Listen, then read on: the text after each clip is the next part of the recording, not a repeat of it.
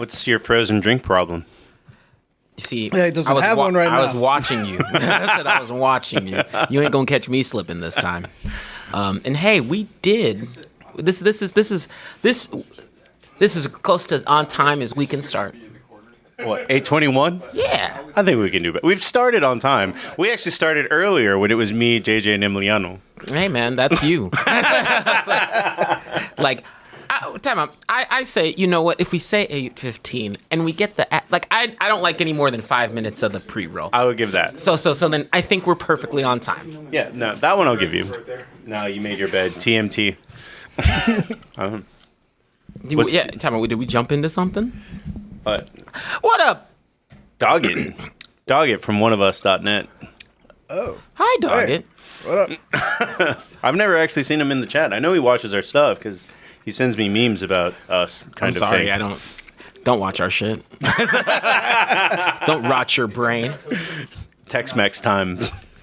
But nah, I because I love refreshing frozen beverages of all kinds. Okay. Don't worry. Don't worry about the man behind This is you. Sasquatch behind me. It's the ghost of... But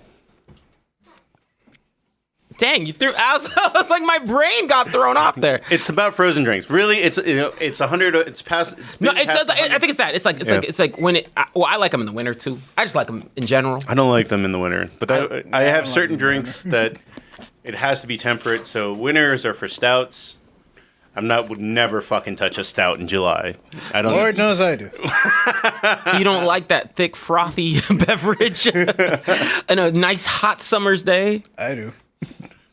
And then margaritas are definitely that's what I've been drinking. Margaritas every time I go out. Well, I love margaritas all times, but I'm with you. Like margaritas definitely hit different when that sun's out. There's something about the lime and the Bless you. chemicals activated because of the lime. I don't know.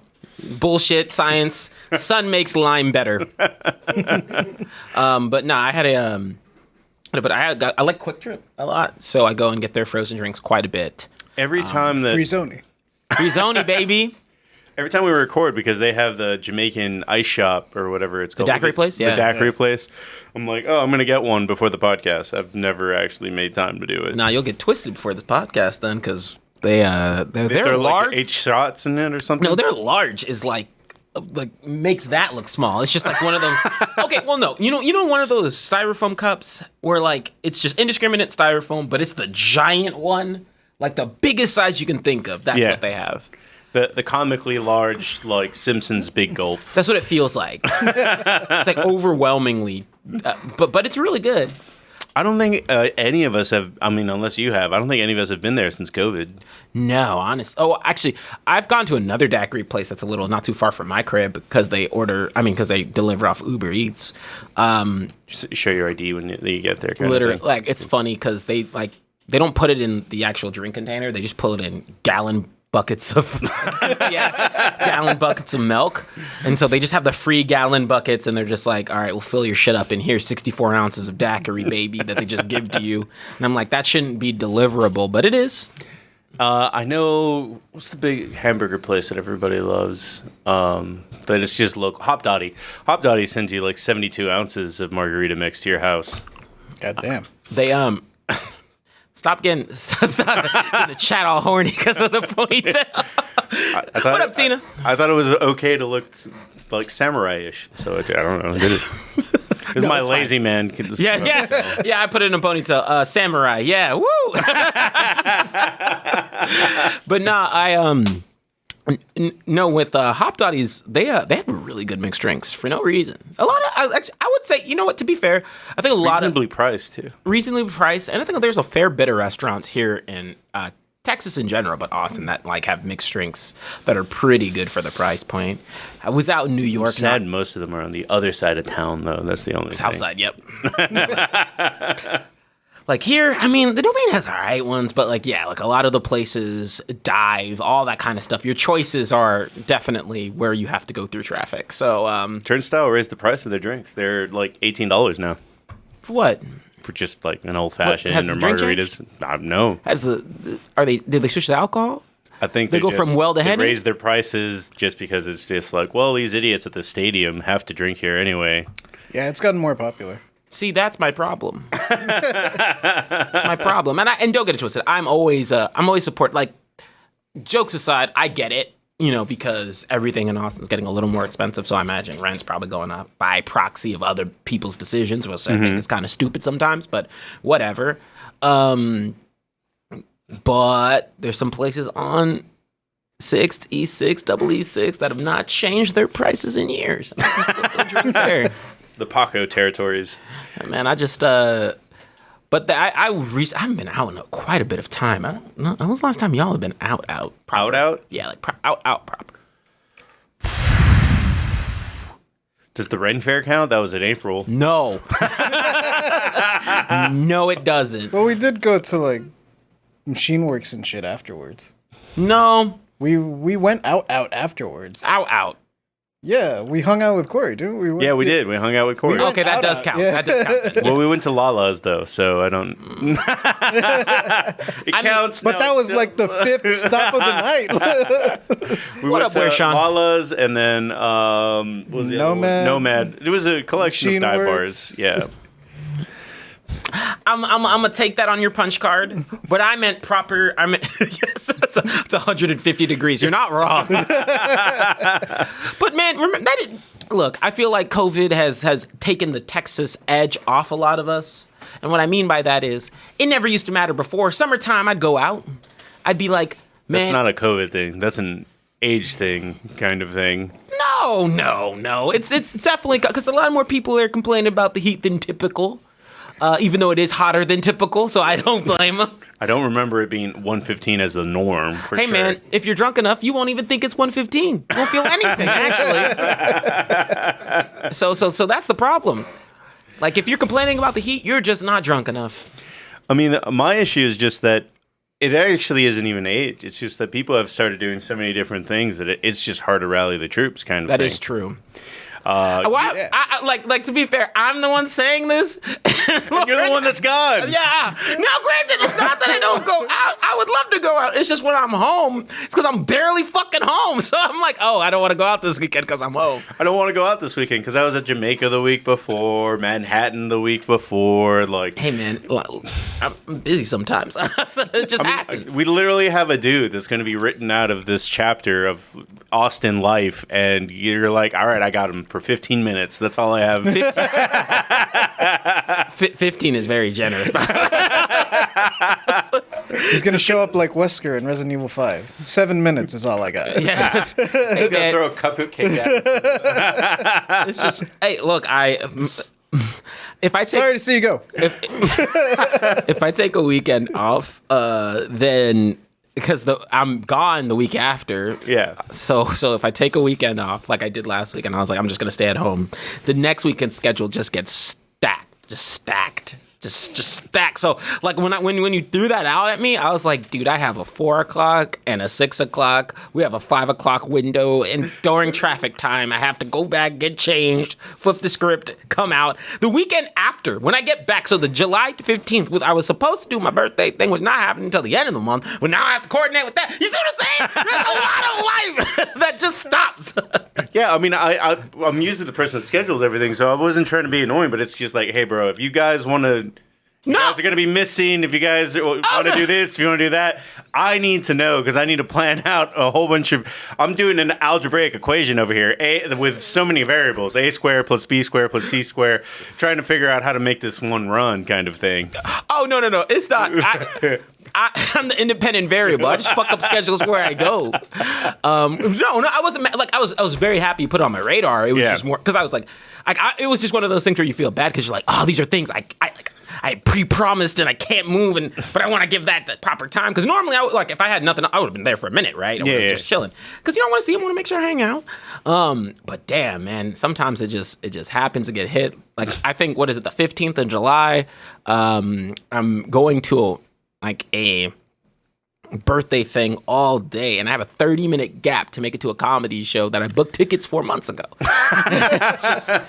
Who are you going to see? I'm going to see Trevor Wallace. Oh, sweet. Yeah, I want to go see him. See how he does in live performance, and I also think Trevor Wallace was on somebody's top 5 in the Scene Countdown. it was mine. Yeah, I said because mine was more upcoming, like who I want to go, like who I have a lot of faith in terms of comedic timing and whatnot. So can't wait to go see him live. But Austin's so good with comedy that I just like to make sure we rotate it in as where possible. At some point, like all our smaller music clubs started dying, then all these comedy clubs exploded. We literally have like 6, I think, at this point. Hey, through the death of music comes the rise of comedy, baby. I'm actually with you, dude. Like, it was I think it was not South by Southwest, but there was a week.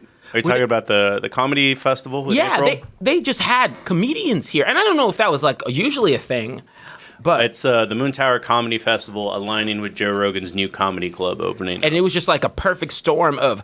And after that, I was like, every comedian has Austin on their list. It's just you can get a show. Who was it? Matt Rife has one here and coming up, and it's just November. It's really cool. Hey, wow! I didn't even look at the chat there. Yeah, no, Matt Rife's pretty funny. I actually don't know anything about him. I just thought it was funny that his tickets cost as much as seeing Bill Burr. That was the only thing I thought was hilarious. He, I think he sold out, so it worked. That was he sold out across the board. Yeah.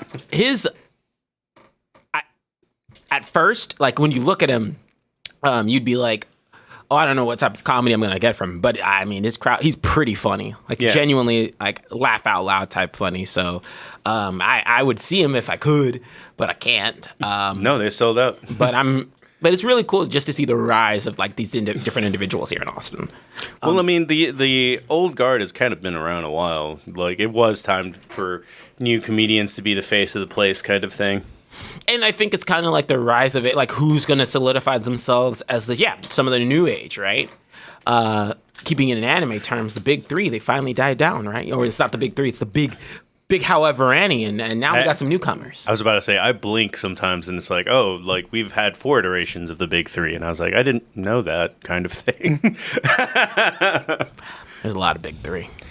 I mean, just to kind of dabble in the anime talk before we like full force for it. I was telling JJ, I think it was Hunter x Hunter that was like, oh, I never even got into it. And that was, people have made arguments that's part of the big 3, but no, it's not. No? No. So, no. Okay, look, let me make this great. It's clear. Hunter x Hunter could easily dominate storytelling, art, everything. Like it's amazing storytelling, all that kind of stuff.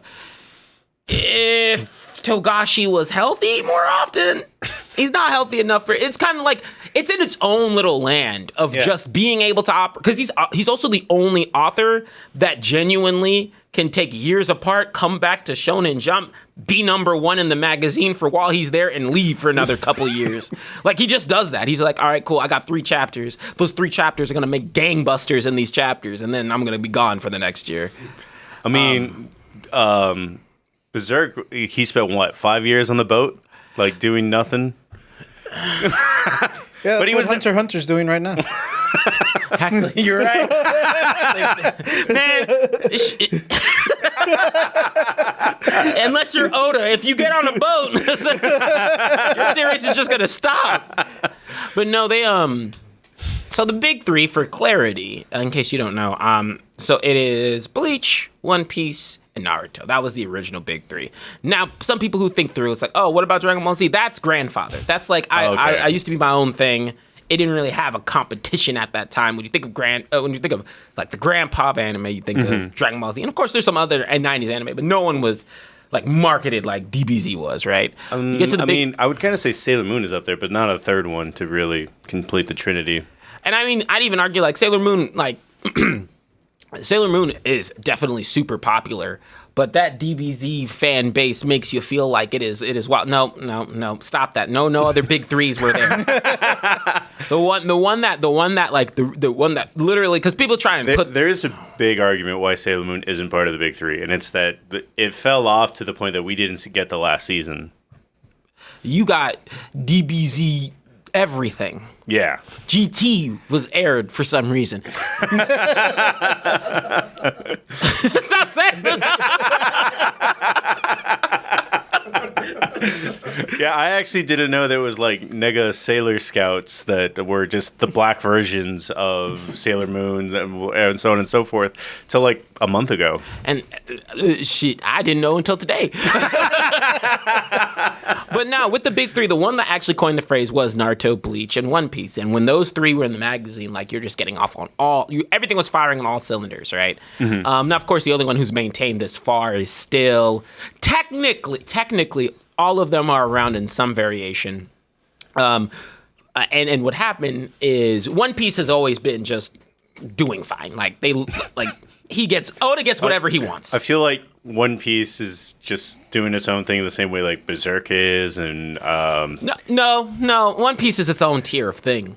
I mean, that's what I'm statues. Yeah, they have statues in Japan. But no, it's just kind of like it's its own pantheon. There is an argument to be made. It is in a tier that, where it is just global transcending type of thing.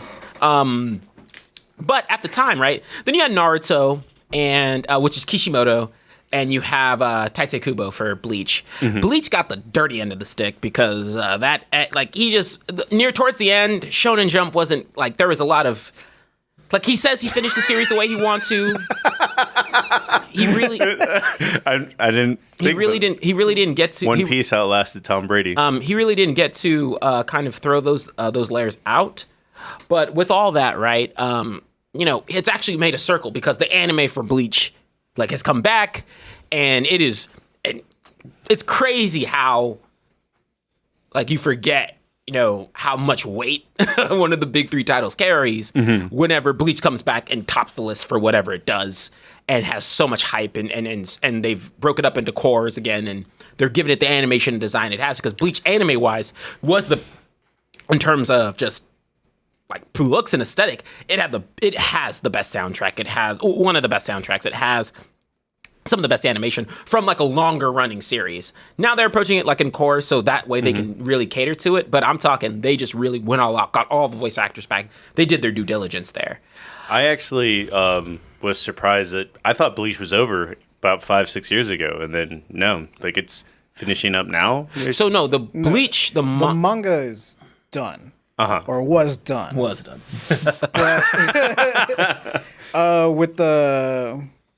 With them deciding to animate the final arc, he went back and fixed it. Because there were a lot of like plot holes and stuff that kind of doesn't make sense in the final arc if you read the manga. So he's taking this opportunity with the anime to be like, all right, let me actually, add scenes. Yeah. Like really develop some add context. Explain shit. And then Naruto's in the toughest place. Fuck Boruto. I was about to say, I was really confused because anything that happened while I was in the army just is in this gray zone where I couldn't follow it. You were in the hyperbolic time chamber. Pretty much. You came out. Shit changed. But so Naruto Shippuden was already weird for me. No, so Naruto to Naruto Shippuden was like real good, like real clean. That's the true Naruto series. So but Naruto. I was in college watching Naruto, blinked, and then Shippuden. But then now you've gotten to a place where, so now they have Boruto, which genuinely at the place it's at now has like they've kind of finally gotten to their own, right? But it went through a lot of identity crisis, and just overall appeal-wise, it's definitely in the trickiest spot out of the three. Though, that said, Naruto in and of itself as the franchise, if it includes Naruto and his hypothetical not really gay but very gay relationship with Sasuke, which is totally fine. I just want them to call a spade a spade. I was like, I ain't about to kill myself over just a friend. He didn't like me.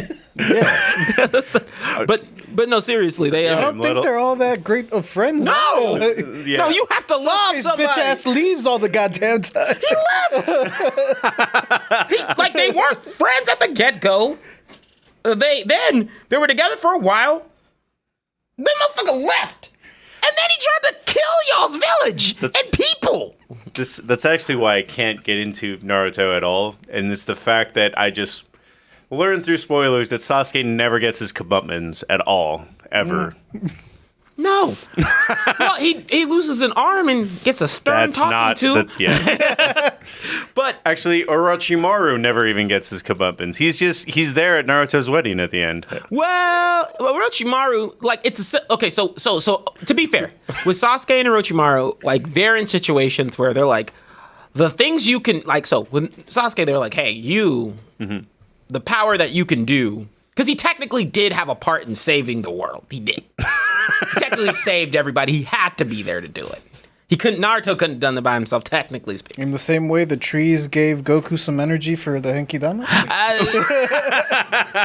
We're on technicalities. But then with Orochimaru, like they're like, you're such a like fucking genius scientifically wise. Yeah. It'd be much worse to lose you than to have your resources and what you can do. The Nazi program. It's like, all right, you evil German scientists, make rockets for us now. That's basically, they're like, hey, we keep you around. He's constantly monitored, right? But they're like, hey, there's situations that are better than just offing you. And what we mean by that is like, you can benefit us more by being alive.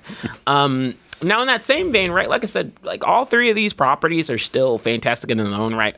There's been a lot of new players who've scratched the itch, who have like, they keep on trying to put the new big three. No, that's not how that works. At the time, there was no other like stream of long-running series that were able to dominate like they were. And the reason I even say that was because we're not talking about franchises that had, 300, 400 chapters, 500, 600, 700 chapters of content. One Piece is at 1,000 and something, right? Like that's hard to go against in terms of what, like the amount of content you're producing and the amount of time it had to run. Because I think short series in general nowadays don't even get that much, like they don't have that much time to shine in general, because Shonen Jump says, if you ain't successful soon enough, you are not thriving in our magazine. And even then, even if you get to a point to where you're thriving, there are very few mangaka that get a lot of passes in space, right? Mm-hmm. So yeah, when you think through those things, it's very interesting to kind of just see like the current standpoint with anime and manga. But yeah, it ain't nothing like the big three time. And even speaking now, like, but anime wise, I think we've hit a different place. Yeah. Where a lot of anime are able to shine more bright, and that's why we have so many that we get to talk to, right? Mm-hmm. Because for anime, be like, oh, I'm watching Naruto, Bleach, and maybe a couple of the smaller series that were siphoned through there. There was great franchises that were dropping at these times, right? That's what we get. If we think of the Tsunami era, Bleach, Naruto, all these things were on. When Samurai Champloo, Eureka 7, all these different ones were on, and you remember those. But nowadays, the more standard is not necessarily the long-standing franchises. It is those bucketed, hey, these one-offs, like. Using this season as an example, Hell's Paradise, Heavenly Delusion, like there's a lot more of the single one-off and core anime to be able to shine bright. Wasn't the Dark Trio, JJK, Hell's Paradise? I'm missing one. JJK, Hell's Paradise. I'm gonna let you sit on that one. Doot, doot, doot. JJ, help! I'm calling a lifeline. Doot, doot, doot. Chainsaw Man. Chainsaw Man. Damn. But yeah, no, I thought that was like the new. They don't count as like the new big three, but they count as like the dark big three. The more mature. They're not quite a seinen, but they're edgy for Shonen Jump. Exactly. Well, literally, Chainsaw Man, we've talked about it, does the opposite of what most heroes in Shonen do. The only other call I want to make is the patch. Hey, don't think I didn't see you. You said you're committed to watching One Piece. It just started. Join the cult, baby. What have you met the movie? What movie? You mean the live? No, that's action? not. That's not what they mean. Trust me. That's not what that was read as. You know what you want? You want that good shit, the true shit. Well, hey, you could take the off-brand, store brand narcotics, or you can get that hood shit mixed with that good thing, the real, the pure. All right, guys. I'm going to go ahead and start the show, and thanks for coming out. Animexcellence begins right now.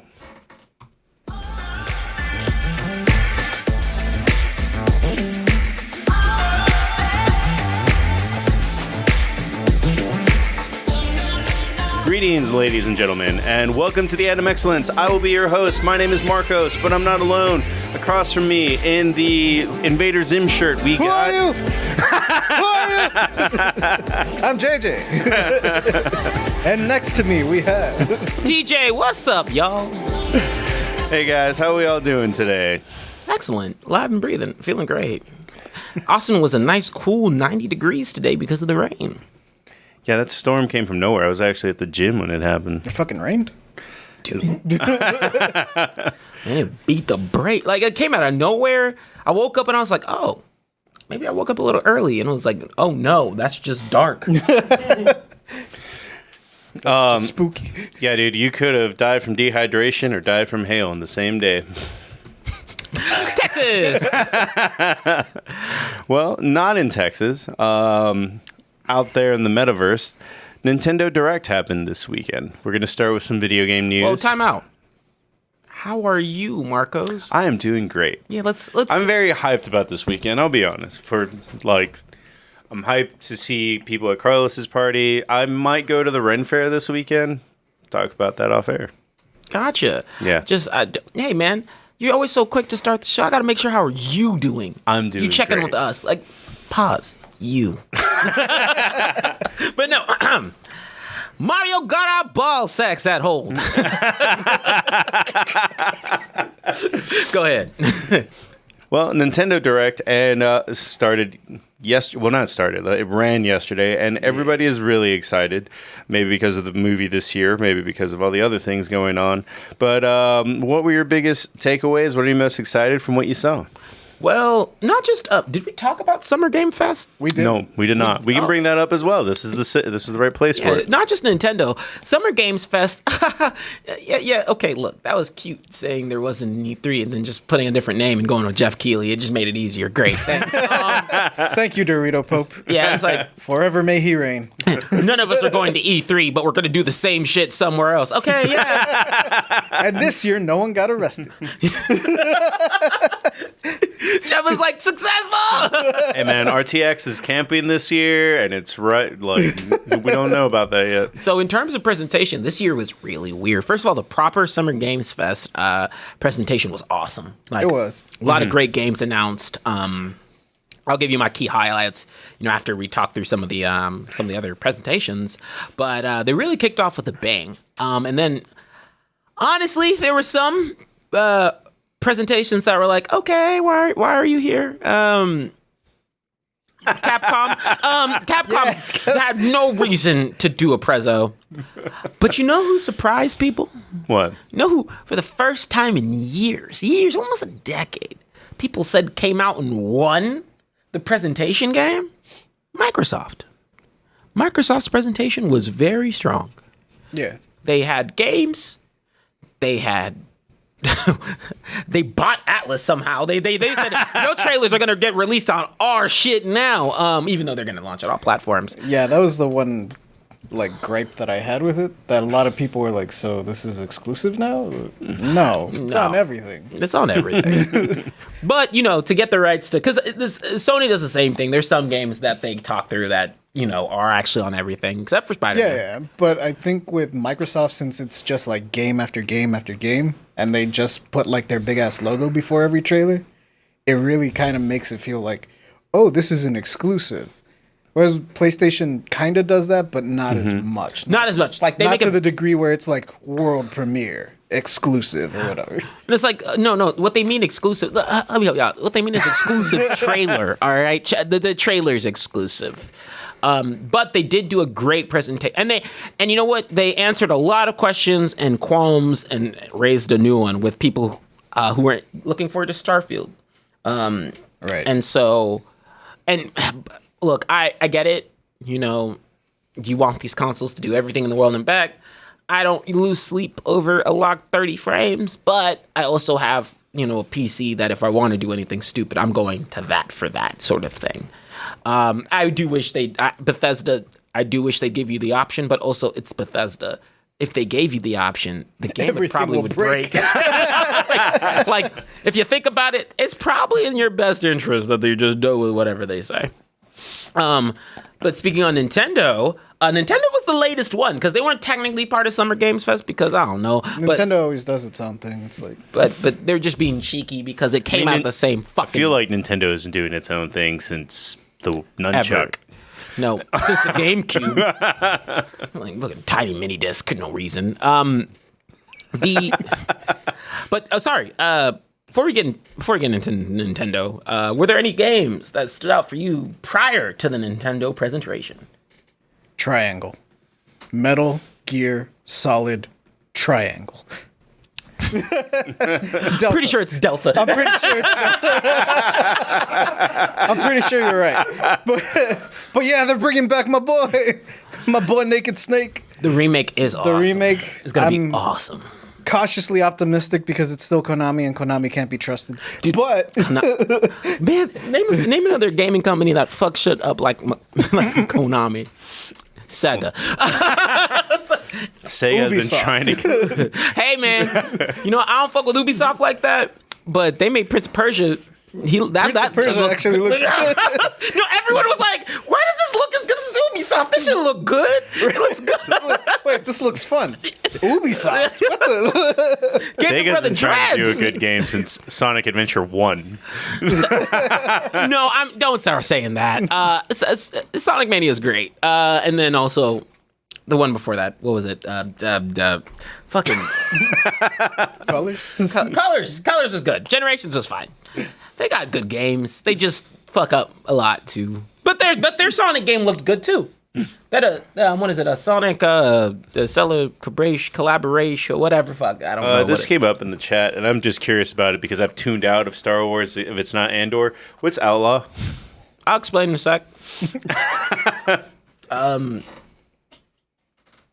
No, wait, no, I won't. Sorry, I thought about that. Marcos, don't ever pause this show. Talk about Star Wars shit here. It's a safe place. I don't fuck with Star Wars. All right. Is there a black Jedi in that game? If there's not, until there is, tell me afterwards. No, there's another Ginger. No, and it looked okay. No, she's not ginger. Oh, she's not? I don't think so. She looked brown. Oh, can you customize her like the same way? I don't think you can. Okay. No, stop. But no, Sonic Superstars, thank you. Yeah. See, no Jedi, then I don't. No, I'm in if there's no Jedi. all niggas with guns, I got plenty of other games to play. These have lasers. But what else was stand out? Yeah, I know we mentioned it. Prince of Persia was good. Yes, Persona 3 Reload. Yeah. That has my favorite stand. And you want to know who really stole the show?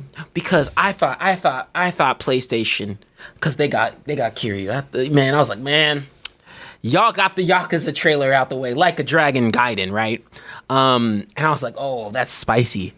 But then they said, like a Dragon 8, baby. Woo, Yakuza 8! Like a Dragon Infinity or whatever they want to do. That's JJ's favorite game. Brings it up at least every single countdown. Man, we got not one, but two. Two are coming up. Full-fledged Yakuza games in the roster, which actually is so cool to say because I don't know where it definitely was Like a Dragon and Yakuza 0, but it's just nice for them to finally get the shine. Yeah. Because if you want to talk about true games, no one is a game more than a Yakuza game. It is unadulterated video game fun. That's about like the only video game I saw that didn't make a submarine reference kind of thing. I saw Legend of Zelda try to save the sub, a whole bunch of other people. I didn't even saw Persona 1. Which also, I know that you were struggling with some of the Persona games. Now Reload should address your issue. Well, I got into it backwards in the dumbest way. I got into the fighting game, which apparently has spoilers, but it does. Actually, a lot of spoilers. But 3 was the one that had my favorite stand, the Emperor kind of thing. But no, I've had a lot of fun playing 5 I loved. The only thing that I can't do that you can do is like, dude, you can start over. Like, I don't understand how I put 100 and something hours and you're like, and because me and JJ were talking about like, well, I can't pass it because once I pass it, it's over. This chapter is done forever. This was like a year ago and I've passed it since. But like, you started again. You have like how many times have you done a run through of Persona 5 twice. Don't 3 times actually. 3 times. Was one royal? One was royal. Okay. So I played it the first time. Was like, and then had a significant break between time. I was moving, life was changing, all that kind of stuff. And then I said, okay, let me take a step back. I'm gonna restart over, get to that point, and then play all the way through. Play all these on the hardest difficulty because they're fun. And then that shit's like a drug. And so Royale came out, and I said, damn, it's been a year. I guess I'm gonna play this one. So if you didn't play and Royale feels completely different if you didn't play the first one. The changes that they made, it's like you're like, oh my gosh, everything, you can't go back to the first one, if that makes sense. Except for the battle music. You fucked up there, even though I like it. But you had like, that first battle music was on point. Last Surprise is hard to beat. But now, for me, man, with Persona 3, and I'm glad that you were able to kind of, it took you a little bit, but you were able to get to a stride with the other ones. Yeah, no, it was just a matter of like 5 is silky smooth the entire way. Like I meant like the story isn't as chunky. 4 is chunky for some reason. 4 is a little chunky, but I think it's just also, I think it is part of the presentation and the way they did things at the time too, because a lot of the Persona games up until that time, 5 was really and truly its own thing. And then, whoo-wee, they make a reload look real good. I'm interested in seeing that. I'm gonna play that. Persona 3 has my favorite, has one of my favorite battle musics too. I love that unnecessary rap they got. It's funny that Dog is asking, like, do you wish they were college-age characters?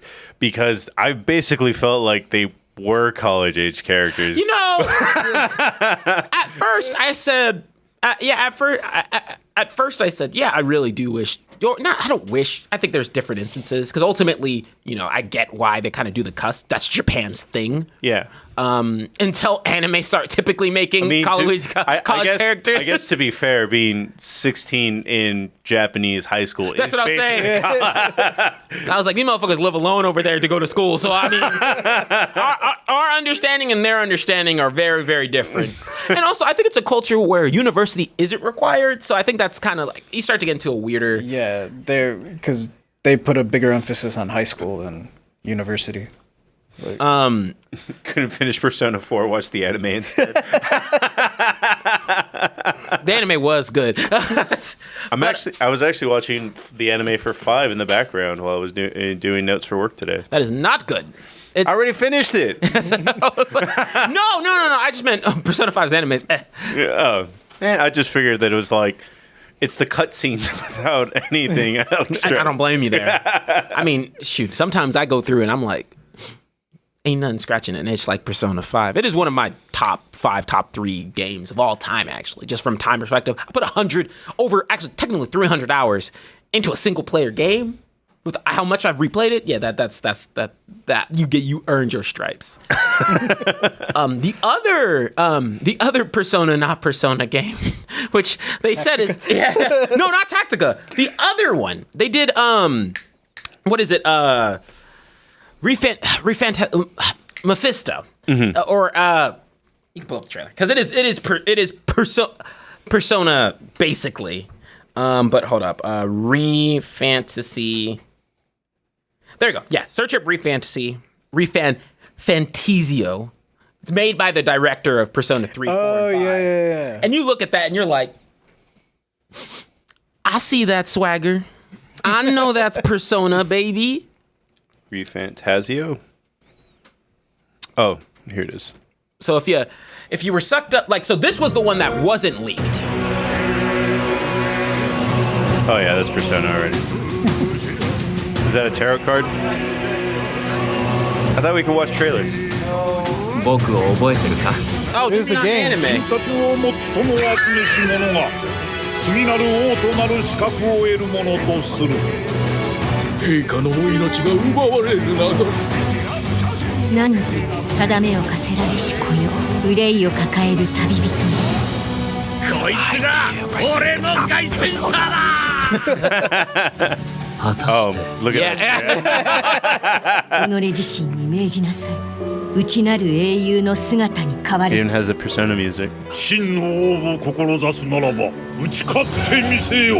僕のいる世界の出来事は君にとっては絵空のまさか人間子この国は今 But 有史以来の危機にさらされている I think what's interesting with this one is, unlike Persona, kind of doing a little more, hey, let's sprinkle a Final Fantasy. They're going more fantasy world. Yeah. And I think that's going to be really, really cool.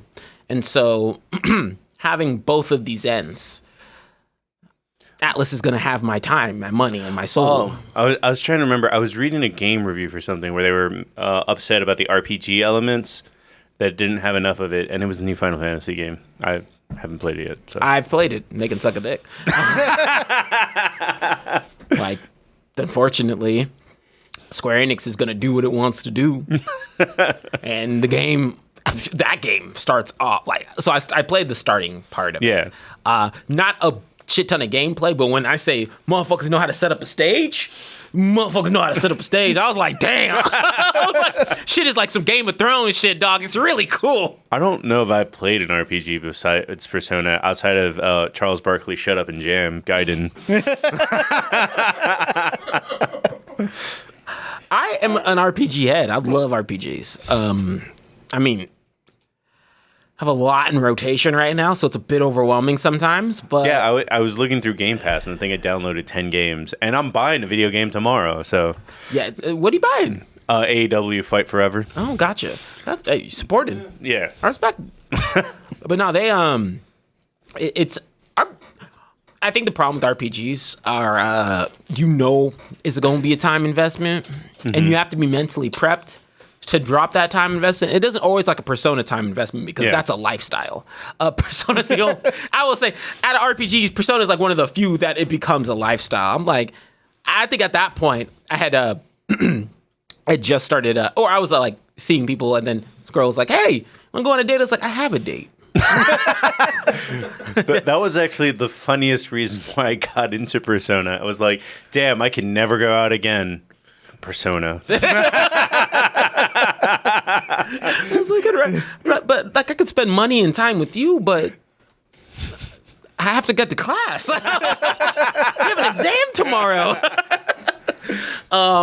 How much do you cheat on those Persona questions? Never cheat, baby. You know, like the Japanese math questions that they're asking and stuff. Hey man, I pay attention. They give you the answers. I go and read the extra things. There's sometimes I answer the question wrong, and I'm like, damn, I better study more. I refuse to cheat. There's only one where I was super tempted to give the wrong answer because it was hilarious. And it was the statue of King Kamehameha in Hawaii. And it's like, what is he holding in his hand? And I knew the answer, but one of the wrong ones was a Dragon Ball, and I was like, I don't want to click that. The one that I remember not knowing is they go over the golden ratio is how we make pyramid, or how the Egyptians made pyramids, but they do it for Japanese roofs. Apparently the roofs have a ratio, and I even forgot it right now. But when they asked that question, I was like, I have no fucking... No, I mean... Steel Ball Run, baby. They, Hey, man. Cheated 100% on Persona 5. Nah, baby. We keep our gameplays clean. But no, spinning off of Atlas, just games in general. Of course, Spider-Man 2, very interested. Starfield, I'm actually interested in. I wasn't that much before, but I'm like, cool, that's one that I'll probably have and chip away at, similar to what Elden Ring did for me. It does technically still. I gotta finish the end of that. I'm still a little lukewarm on Starfield was cool. Like, I am probably gonna buy it day one, but like you, it's probably just gonna be a background game that I chip away at, and not something that I dedicate. Because I didn't even really like the Outer Worlds that much. I didn't love the Outer Worlds and the Outer. I've been replaying it, and I see all the good, but it's also like I'm not into it. I think I like the space. The Outer Wilds let me know that I love the space exploration stuff. Like I really fell in love with that game. And I feel like Starfield could scratch an itch that I would love to explore. I'm still miffed that they decided to go straight human interactions. Like, this is when you can get fantastical aliens, all those kind of different races. More aliens? Yeah, more different races, some different dynamics. I want to go full Shepard on Bethesda's aliens. Let me in, I'm trying to fuck.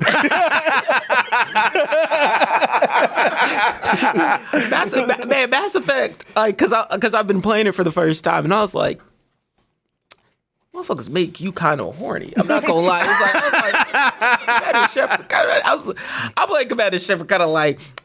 There's that one chick with black hair. That'd be like, nah, fuck all the rest of y'all. I gotta be a fool. But don't get it twisted. I'm couple y'all alien ass after that. I'm with you. Like, it's just there's something that's holding me back from Starfield that I can't explain. But I'm still but this last kind of demonstration convinced me enough to at least invest. It showed me, it quelmed a lot of my fears. The one that I still kind of have lingering, and it's a very minor one, is that they didn't show any fast travel on planet. Mm-hmm. And that worries me. I would. Because that's kind of like one of the nitpicks I had with Breath of the Wild. It's like, God damn it, I have to fast travel to like the nearest shrine and then somehow like glide my ass over like 50 miles over yonder to get to where I actually want to go. Hey, baby. That's part of the journey. But seriously, I mean, yeah, but Breath of the Wild is one planet. So my fear or my kind of hesitation is more so... they've said 1,000 planets, but I don't really give a fuck. I could have a couple if there's changing, how do I put it? Geography. There we go. Geography, biodiversity. Like, I would rather have a planet that's like, cool, half of this is Earth desolateness, the other half is water and all this beautifulness. And some of those dynamics of exploration, so more enriched, in-depth exploration on singular planets versus being like, cool, very surface level on a lot. So I'm really hoping it's not just surface level on a lot. I know this is too much to ask for, but I'd be really, even if it was only 10 planets, I wish a game would do that. Because Earth has deserts, rainforest, that's what I'm saying. ice. Yeah. Like, Star Wars is very lazy. They're like, that's the ice planet. Everything is ice, the entire planet. That's what I said. Like, I get it. Because some planets are 100% like that. Earth is just really unique, right? Yeah. But still... When's the last time you saw Mercury? Man, why'd you go to the worst one? The one that's orbiting the sun. They're all orbiting the sun. The one that's orbiting closest to the sun. I'm sorry. Yeah, the one that's literally screaming like, I didn't choose this shit. Nothing lives here. But no. Fine, Mars. Mars ain't got a lot. Mercury looks like a border town. It looks like Mexico.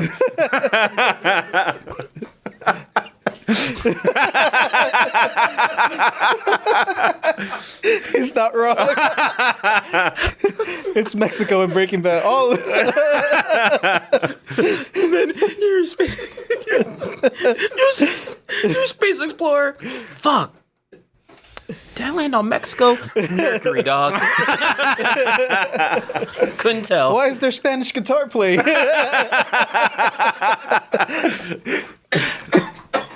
No. Actually, the patch.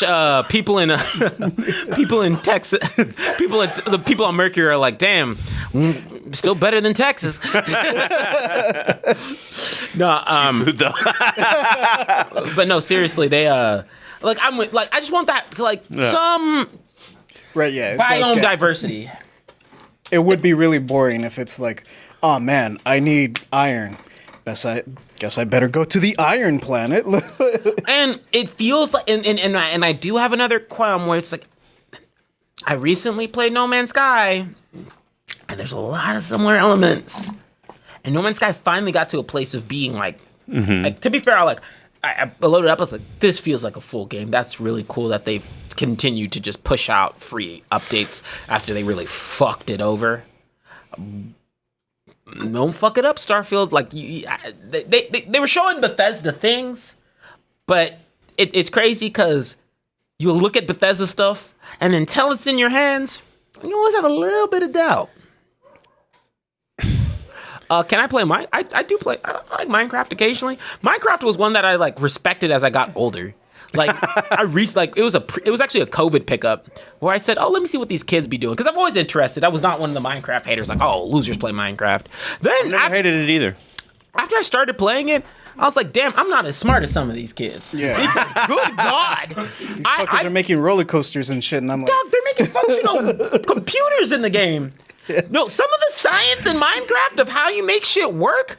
Oh my gosh, I like literally leveled up my logic at least 50%. If I had a stat list, I like my brain power went up. I mean, I think Zoomers are going to be really great builders between that and Animal Farm, or what was the one that Sam was addicted to? oh, Animal Crossing? Animal Crossing.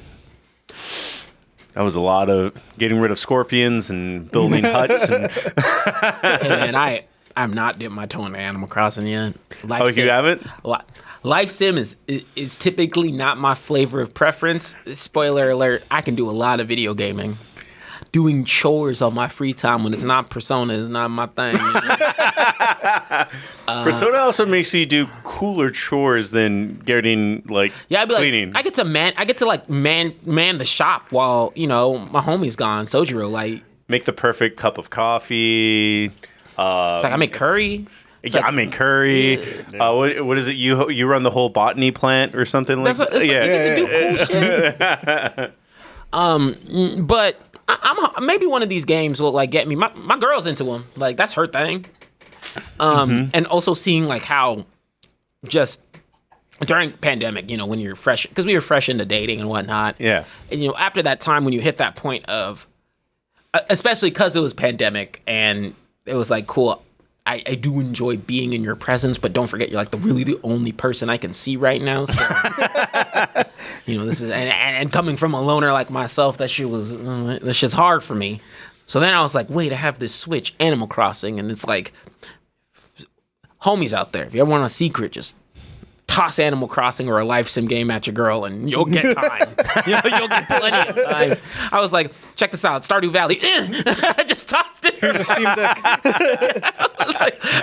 Because in the moment, I'm not even kidding you though, I have a Steam Deck. The moment she was cool with Animal Crossing and whatnot, I was like, shit. She got into Sims, and then when I recently got that Steam Deck, she was like, man, Sims is kind of boring. I was like, oh, whoa, I have the PC's arsenal right in your hands. What are you talking about? Play whatever you want. I was like, trust, Taylor's going to have his free time. TJ's going to have his free time. He's like, dude, I have 10 video games to watch, all this anime. Like, No, I was like, I'm not even kidding you. I just sit there.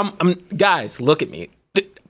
If you don't have a Switch, if you're not a gamer, you don't have to be. If your girl lies to you and says she's not a gamer, it's not because she's lying to you now. It's because she hasn't tried Animal Crossing yet.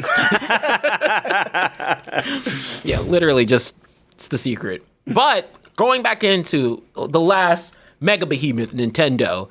Nintendo came out, and it's been a minute since they've had a direct where they were like, it's gonna be Mario. there was some Pikmin.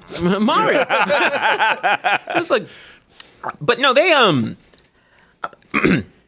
JJ, what do you feel? There you go. I am for this. I'm a big Mario stan. I've been quoted as saying that I can't imagine a point in my life where I will not be playing Mario. Like, if a new Mario game comes out and I'm 85, I'm beyond that shit. Oh, dude, the older I get, like, the more Carpenter, John Carpenter. All he does is get high and play video games. Yes. Like, now that he's retired. Living the dream. No, I try and put people on game because a lot of my friends are into video games, so I don't have to do this a bunch. Yeah. But people are like, oh, what do you do when you like start, don't not wanting to go out and whatnot? I'm like, man, just find you a game you want to do. We'll keep your ass home and preoccupied for a little bit. especially Mario. Just get high and play some games. You'll be safe from the streets. So that's I put that on any homie who starts to get into a relationship, who does that. I'm like, nah. Want to build trust with your girl? Become a gamer. They'll know where you are. They'll trust where. Michaela says all the time, she's like, I don't have to worry about you. Because on a Saturday night, I don't have to assume I know where you are. It's like if I'm out, she knows. I was like, she knows where I'm at. I'm out with my homie playing some games or watching anime at his crib.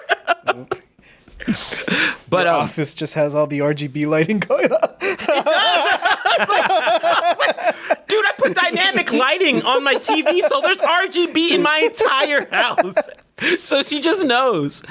But I'm actually so I'm not a big 2D Mario person. I think I was. Oh, I was super worried when Mario Maker 2 came out because I was like, they're never gonna do it again. this is it. This is the pinnacle. Like, they're never going to make another 2D Mario game. And I'll tell you what, before we get into the one that I'm the most hyped about, Super Mario Wonder, that is a great way of progressing the 2D Mario franchise because it looks trippy. They did an art style that's enough to where you're like, okay, this is like in the vein of the new Super Mario Brothers, but it's very unique. And man, I just like the way they delivered that. It was the first time in a minute I was like, yeah, I'm excited for that. That looks really cool. And you can turn into a Maleficent. I think I saw the clip of that. By the way, I didn't know Persona Tactica or Tactica? Yeah. Tactica is like a chibi version. It's like Persona Q. Yeah. Yeah. But yeah, I saw. Someone mentioned like Mario and Rabbids. Yes, I am playing that. I'm playing the new one. Sparks. I'm still working through the first one so I can play the second one. By the way, is Detective Pikachu just like what is that video game like? It's kind of like a Telltale-esque. Not really, though. Oh, okay. It's in the same vein where there's not a whole lot of gameplay. I thought it was like Phoenix Wright. No. Phoenix Wright has his own games coming out on remaster. A remake, actually. This one looks pretty cool. Oh yeah, they're bringing out Yeah, that's the one we were just 4, talking 5, about. and 6, right? Yeah. But with There's the elephant. yeah, with Maleficent. It's an Animorphs cover. the star of the show, I mean, for my personal taste, not gonna lie to you. For me too, I I think. mean, that Super Mario RPG is how you that's how you get my attention. I mean, think- you saying that you talking about you loving RPGs the entire time, and then it's like, hey, we got something cooking right for you. Well, it's because Super Mario they have treated Super Mario RPG like an unwanted, abused stepchild. They have not acknowledged it. They didn't say anything about it. They've kept it in a cave. They've not brought any characters from it. They don't mention shit from that game. So to go from that to being like, whoa, time out, getting a full-on remake with Gino, I'm like, oh no, y'all are doing it. But it's unnecessarily unique. There's characters and concepts from that game that have not been in any other Mario game. And to be honest, I'm thinking that if this sells well, they've done the art for it. This is the signal that they can do more with this franchise. Because out of the Mario RPGs, which they actually do very well, Mario and Luigi is on fucking the shelf right now. Yeah. And Super Mario RPG was in the ether, like it wasn't even being considered, and they don't know what to do with Paper Mario. So like, Paper Mario keeps changing genres like every game. I'm like, people just want the RPG Paper Mario, Nintendo. You don't gotta flip it up every single time. But no, Super Mario RPG is going to be awesome. Mm-hmm. And I'm so stoked for it. The soundtrack, the comedic timing, it looks like they have fully. Did you play the original? I did play the original. I've never beaten the original. Yeah, I'm in the same boat as him. Okay. The original was kind of like that one. It was my white whale, where it's like me and my brother rented it all the time, but we never beat it. And since we could barely read, we kind of didn't know what was going on half the time. I saw my favorite Let's Players play it. I've never even seen that game. I don't even know. Is it for Super Nintendo? Yeah. Mm-hmm. Okay. And at the time, it had art style very similar to Donkey Kong, right? Where it was like that molded art or more Claymation type art? Yeah, claymation, 3D. But it just had an unadulterated amount of charm. And like you, I've restarted and replayed that game a bunch and enjoyed it every time. And then for some reason, my brain is like, warning. Oh, look, they're actually... No, wait, that might be the new one. You're getting too far. Yeah, it's like you're getting too far in the game. You have to restart again. But yeah, it's super exciting to have this game that I also know how important it is for a lot of people, as it was their first RPG, to get to get that to be on the focus point again. So very excited for that to be launched, and honestly, it's gonna be a day one purchase for me, alongside the new Mario game. And they announced a Peach game, and that'll be really cool. Peach hasn't had a game since the DS game, and we talked about that on the show. It's the one with the vibrator. And then I thought you were confusing the show for the chat, because that was the who was it? Key was like, oh yeah, like there was only one game for the DS. Super Princess Peach, where I don't think they meant it this way, but it's kind of funny because it's like, oh man, it has toxic elements because it's Peach using her emotions as her power. And I'm like, if you read into it, it might be a red flag, but it was 2000s, whatever. It's a different time. And then they are remastering Luigi. They're remastering Dark World, which is a 3DS game for Luigi, which actually. Dark Moon? Yeah, Dark Moon, which is Luigi Mansion 2, and they remastered it, which is really exciting because, not necessarily because I'm into Luigi's Mansion, it's okay, it's on like a cusp for me.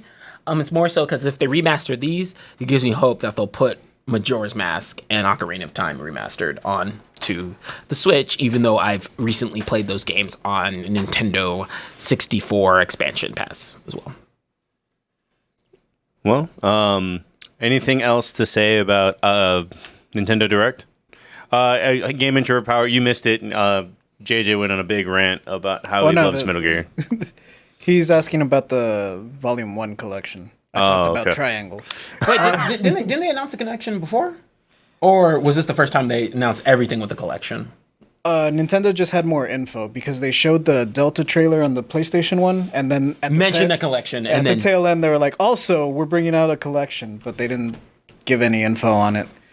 I'm hyped for it. It's cool. Yeah. They actually have a lot of shit on that. Because they had some of the Game Boy shit, right? Yeah, they're putting in... Yeah, I don't know what the hell Volume 2 is going to be. 4? Like 4 and 5? Because they're putting... It's all the solids. Well, Solid 1, 2, and 3. It's going to be the original Metal Gear 1 and 2 that were for the MSX. Oh my gosh. And they're also putting the NES ports. The NES port of Metal Gear 1 and Snake's Revenge on there. So I don't know what there's left to put in a Volume 2. Like, what the... Volume 2. Metal Gear Solid 4 and 5. Talented and Hot, bringing up Vampire Survivors. That was one of your favorite games, wasn't it? Yeah, love Vampire Survivors. The 4 people, the better. It's an amazing game. There's nothing else Vampire Survivors, there's nothing I could do to sell it. It's one of the few games I'm like, you have to just play it and then you'll understand why I'm like this. I'm like, it's amazing. I can't sell it. I can't. Are you excited about the multiplayer aspect to it, at least? Yeah, Vampire Survivors is kind of that thing. I just turn my brain off and I'm playing and enjoying. I don't really need more people in the room for it, but it's cool to have the option. How much harder can they make it? Now I'm gonna go back. Oh, I'm curious about the pigeon game. That's what. Dude. What's the pigeon game? Oh man, they have this. I don't know the name, but there's this game. It's Headbangers. The pigeons look so dopey. It's Headbangers something, or I forgot what the hell it's called. Pigeon Fight? No. It's Pigeon Game Switch. Yeah. The hell, it was like Battle Rhythm or something like that. Yeah, like it was weird, but in the best way possible. It's supposed to be like I think it's marketing itself as a battle royale, but it looks more like fucking a mini game collection, like a WarioWare battle royale. Yeah, WarioWare also is getting a new game. Oh, it is called Headbangers. It is just called Headbangers. Headbangers Rhythm Royale. That was it. Yeah. Yeah, they did a good job on selling me on that because the way you get me in. So game trailers wise, you have to be really fantastical, like hit a nostalgia chord for me, or just be that weird. If you're that weird, yeah, you can be super cool or super weird, and I'm intrigued. Yeah. I want to see the trailer if it's super, since you're saying it's super weird.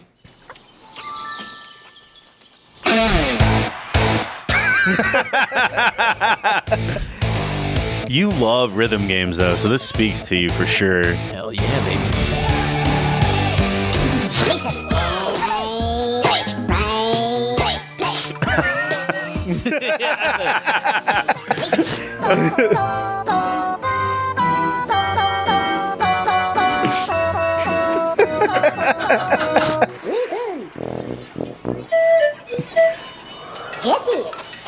What the fuck? No, I would have failed that.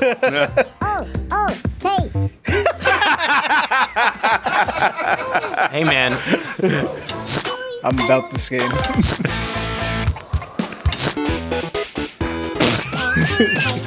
There's just so many options of creativity. All right, they sold me. That's what I said. It's just weird. Fucking weird. You don't have to do much. I don't know. I was so distracted. They never set a release date. Let me go ahead and check, just in case. Nintendo. And then actually, that brought me up in terms of weird, but really cool. I don't know October. if you October. Right. Halloween. The Damn, Sam's Christmas gift is already sealed. the Sonic Mania creators are doing yeah. And I The said, pennies or yeah, the yo-yo. And I was like, that you look at it, that's looks- a good platformer. Yeah, I'm gonna play that one too. See, Bug Weasel, you got us on it. Yeah, Penny's Big Break. Breakaway. Yeah, we were like, that one looks really cool. But so Nintendo had a bunch of gems. And of course, I think this is the first time, and I might put myself on a crucifix here. I don't know how people feel about this. I've never really wanted or had any interest in playing a Pikmin game. It kind of looks cool. I'm like, I might check it out. I just need games on my Switch. I don't know. Pikmin's not my thing, but I might check this one out. They have a demo coming out, so at the very least, maybe it'll unlock. It falls into the same category of life sim games for me. Just kind of felt in that area that's not my interest, but I'm gonna check it out. I'm gonna give it its fair shake. Yeah, so I've never played a Pikmin game. Mm-hmm. And my brother was talking about 4 with me and Paco, and he's like, he was actually super excited that Pikmin 1 and 2 are being re-released for the Switch because he's like, up until 3, I had never played a Pikmin game, but then I bought 3 and I played it, and it was like one of the best video games I had ever played. Wow. He's like, I really wanted to play 1 and 2, but it's like, well, so what, do I dust off my GameCube? Like, how in the fuck? Yes. It still baffles me, and I feel like maybe they're getting prepped because hopefully, look, okay, Nintendo, it's been cute. I usually give you a lot of slides. If you make that switch to, I don't like update the UI, keep the same shop system, whatever you have. I don't need to be. Let everything transfer over. Just let everything transfer over. Like, you want to know the best feeling in the world? Like, when I upgraded my Xbox and the shit was just like, I'm the same shit, dog. I just work better, bitch. Like, same shit. And I said, cool, thank you. Like, it's like, I'm downloading your shit from before. So go to bed, wake up, you'll be fine. PS5 said, I mean, some of my shit's not. I was like, no. He was like, all right, look, I'll get there. Take my sweet time. Nintendo is a hassle and a half. Like, you have the framework with the Switch. Don't fuck this up and have to fucking rebuy shit again. Just stupid. That's. I do remember somebody complaining they lost like their whole island that we were just talking about, kind of thing, because they bought a new Switch. It's a bit like. So they have cloud save. That's my whole thing. They have cloud saves. They have the shit intact now. So just make it be better. I recently got a new Switch because I was upgraded the Switch. From when I got remember you wanted the prettier one. But with that, I actually didn't have that many problems re-downloading games and downloading shit because I had cloud saves on it. So yeah, if you have Nintendo Online, you're good. But if you don't, I guess fuck out of luck. But part of me is also like Nintendo Online is like 4 pennies and $1 for like a year. So Yeah, it's not. it's like 20 a year. It's the cheapest one. Yeah. It's like we're just keeping our lights on. Anywho, Well, quick review. You're the only one that's gonna be able to talk about it, I think. Street Fighter 6. oh gosh, neither of y'all played it yet. No, we haven't played it. Do want to ask about a couple questions. It's Yeah, basically an interview for you, kind of, unfortunately. That's fine. But how do you feel about it right off the bat? Street Fighter 6 is really cool. It's really awesome. Street Fighter as a fighting game is always going to take me a little bit more to get into. It has one of the hardest, mastering a character is a lot harder in Street Fighter, and there's not a very there's not a kiddie pool. Now there is, and we'll talk about that. But So yes, there's a lot more entry points in this one. They have way better tutorials. And to be fair, this is single-handedly probably the best fighting game single player thing that has been done in a fighting game. And it feels like I was like, this is genuinely feels like the first time where I'm like, cool. This is how you navigate and create a world around a fighting game and make sure it feels this way. So I do like that we're getting more of that. Mortal Kombat's going to be doing the similar thing too. This aesthetics wise, gameplay wise, characterization wise, all of those things are firing on all cylinders. And it has one of the funnest character creation. how long did you take to make your character? Not that long. I'm not that creative. You didn't want to make Hank Hill? Not dude. How do I put it? Some people make characters that look ugly. I'm not that type of player. I've never understood. Like, I understand like wanting to create like a movie guy kind of thing that doesn't look like you, but I've never understood where it's just like I'm gonna create a monster that has purple skin and Looks a like weird shaped head. Yeah, has half a torso. Yeah. Not my kink. So but I mean, mine looks like a slightly very ethnic black dude. I said, cool. Good. Highlights in his hair, wears a hat. And this game is really high rated for me, but, and I'm going to apologize in advance. Let me simp. Kami alone makes this game a 10. The what? Kami alone makes this game. Cameo. Oh, okay, yeah. It's beautiful. It does appear that whether it's this or Spider-Man, if the graphics are on point, you really don't care past that point. Not to say that the game is bad, just to say that. Rephrase, art style. If Yes. the art style is on point, graphics don't mean like you.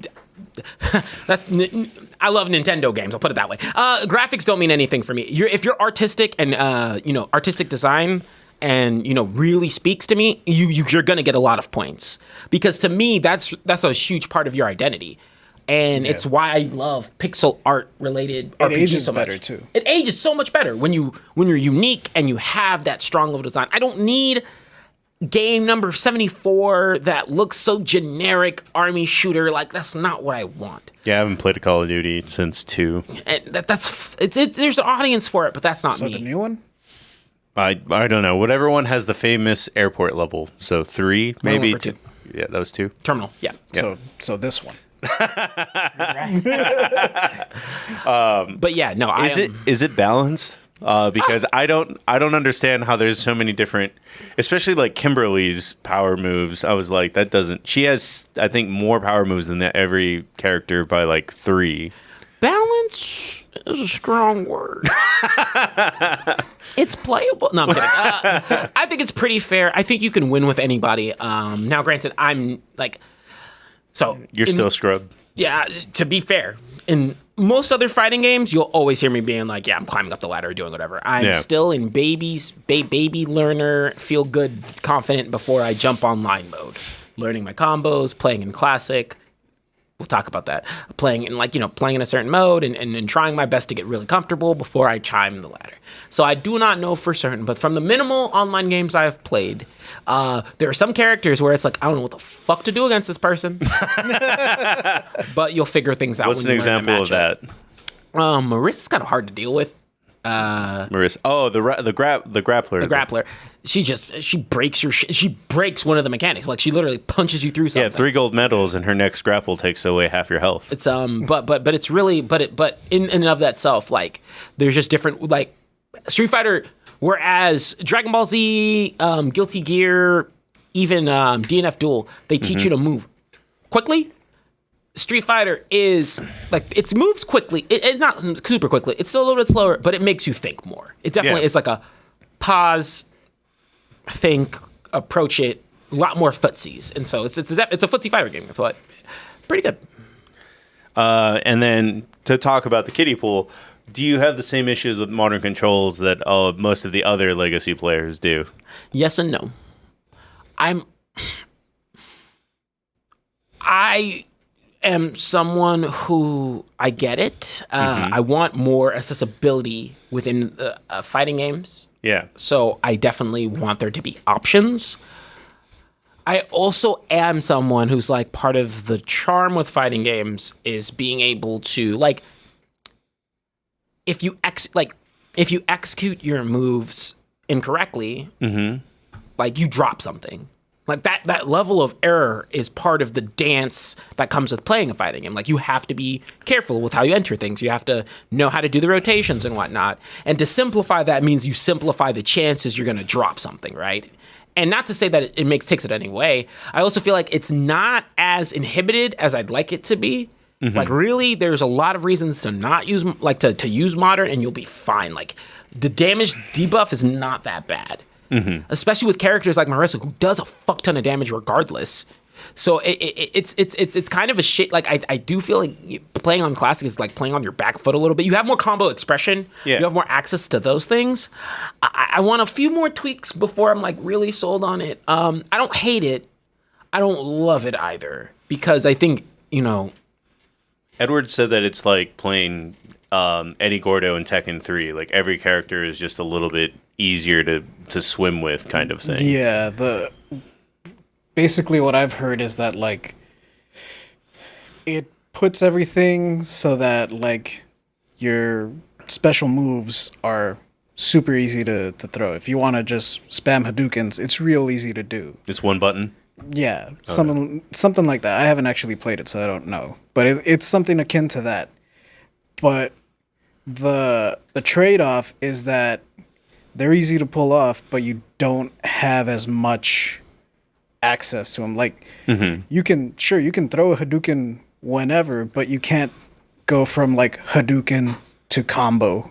Like, it's mapped to one chunky, button. Yeah. So it's like you're gonna Hadouken every time you hit that button. Whereas if you're on classic controls, you can Hadouken to low kick, punch combo, is gonna punch, not throw a fireball. Right? Yeah. It's we've not talked about that thing yet. But no, I'm kidding. We haven't talked about One Piece yet. We'll get to it. But no, with that, I'm on the cusp. I get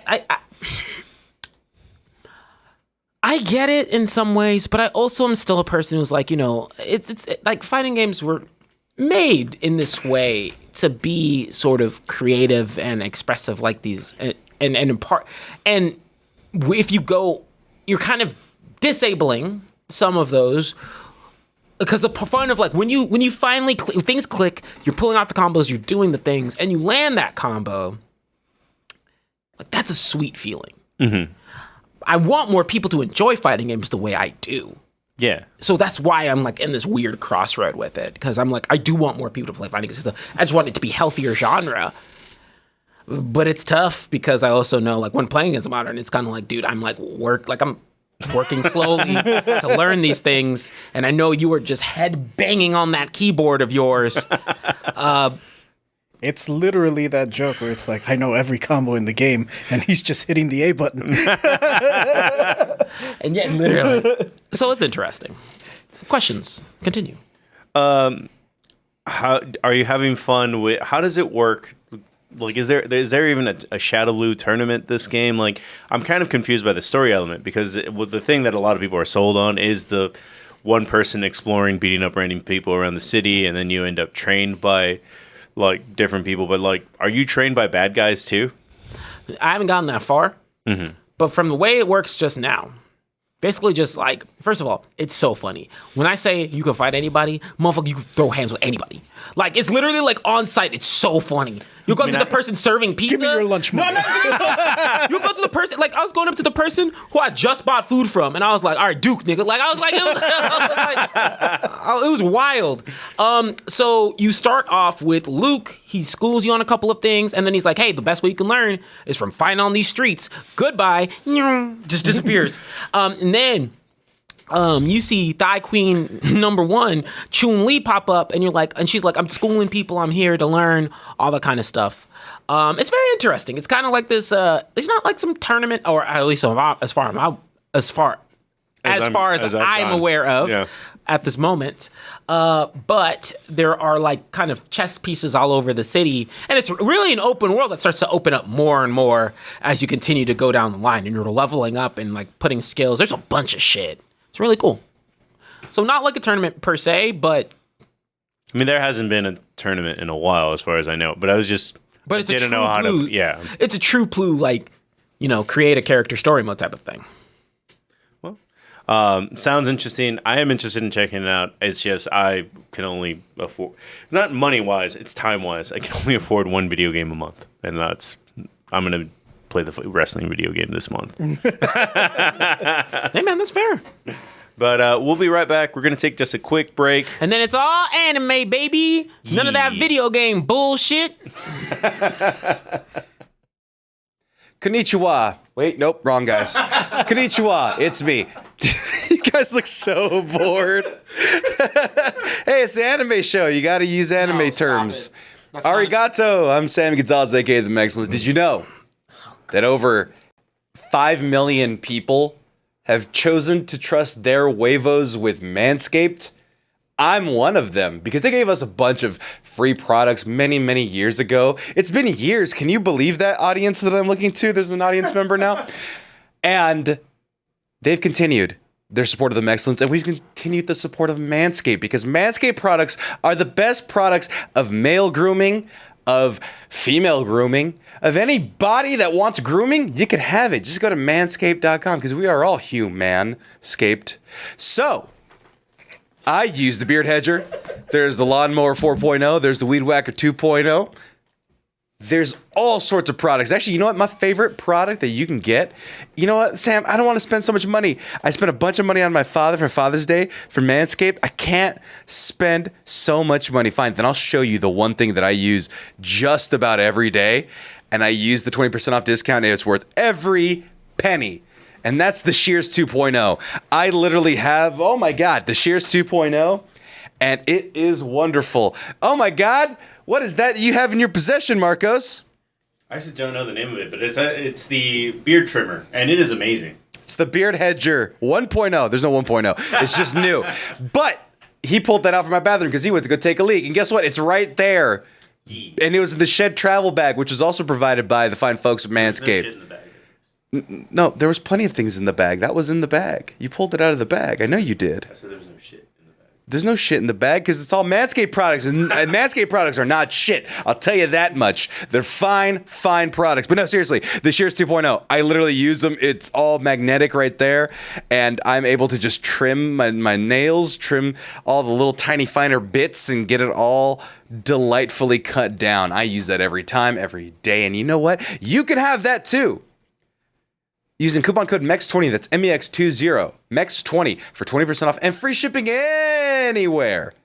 So be sure to use that coupon code and keep supporting like you have because Manscaped loved us. They renewed us again because of you, the people. We love you so much. Thank you for your support. Thank you for buying Manscaped, and thank you for supporting the Excellence by buying Manscaped. Your balls, your face, my face thanks you. Look at how fucking great I look.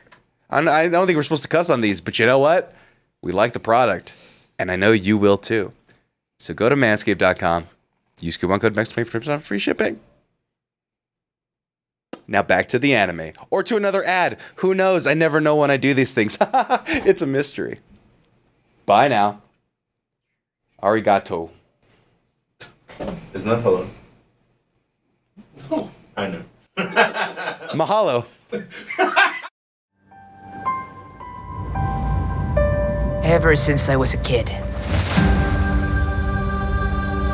Pause it. Pause it. Don't do this cold open shit. Jesus Christ. The people were desperate, and they've Oh, asked you gotta for tell us. I waited until you were done giving. Give me a heads up. I waited until you were done giving Sam advice about his beard. I'm not giving him advice. I'm saying bullshit. Okay. Are you more mad now? No, I'm not mad. Can just.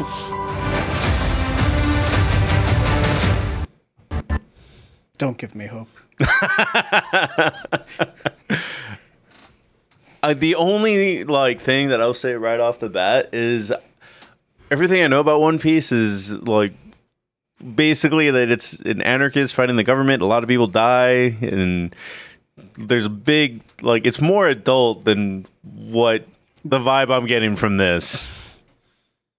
It's not. I know once in a while, yeah. In East Blue, it's a little more grounded till the end. Well, not grounded. It's a little more Jolly. jolly. And it's always jolly, except now. I will say that Doggett from the chat did say that, tell me in a message or post it, that he was like, well, the main crux or thing that's going to be a hindrance is that it's about the first 100 episodes, and they're not very good, or they're not as fun as the other arcs. They're not as heavy, I would say. Yeah. They're not something that I've heard commonly on the forums and stuff is that if you're not into it by the time they get to Arlong Park, then you're probably not going to like what One Piece is about. Because Arlong Park's that first arc where it's like, oh, this is what a really good One Piece arc is like. And I suggest you stop typing whatever you're typing, or else you'll get banned from this room. What? I'm not typing anything. There's nothing. I didn't read. No, not you.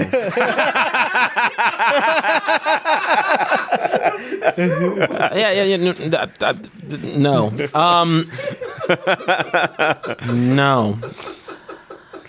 No. It looks fine.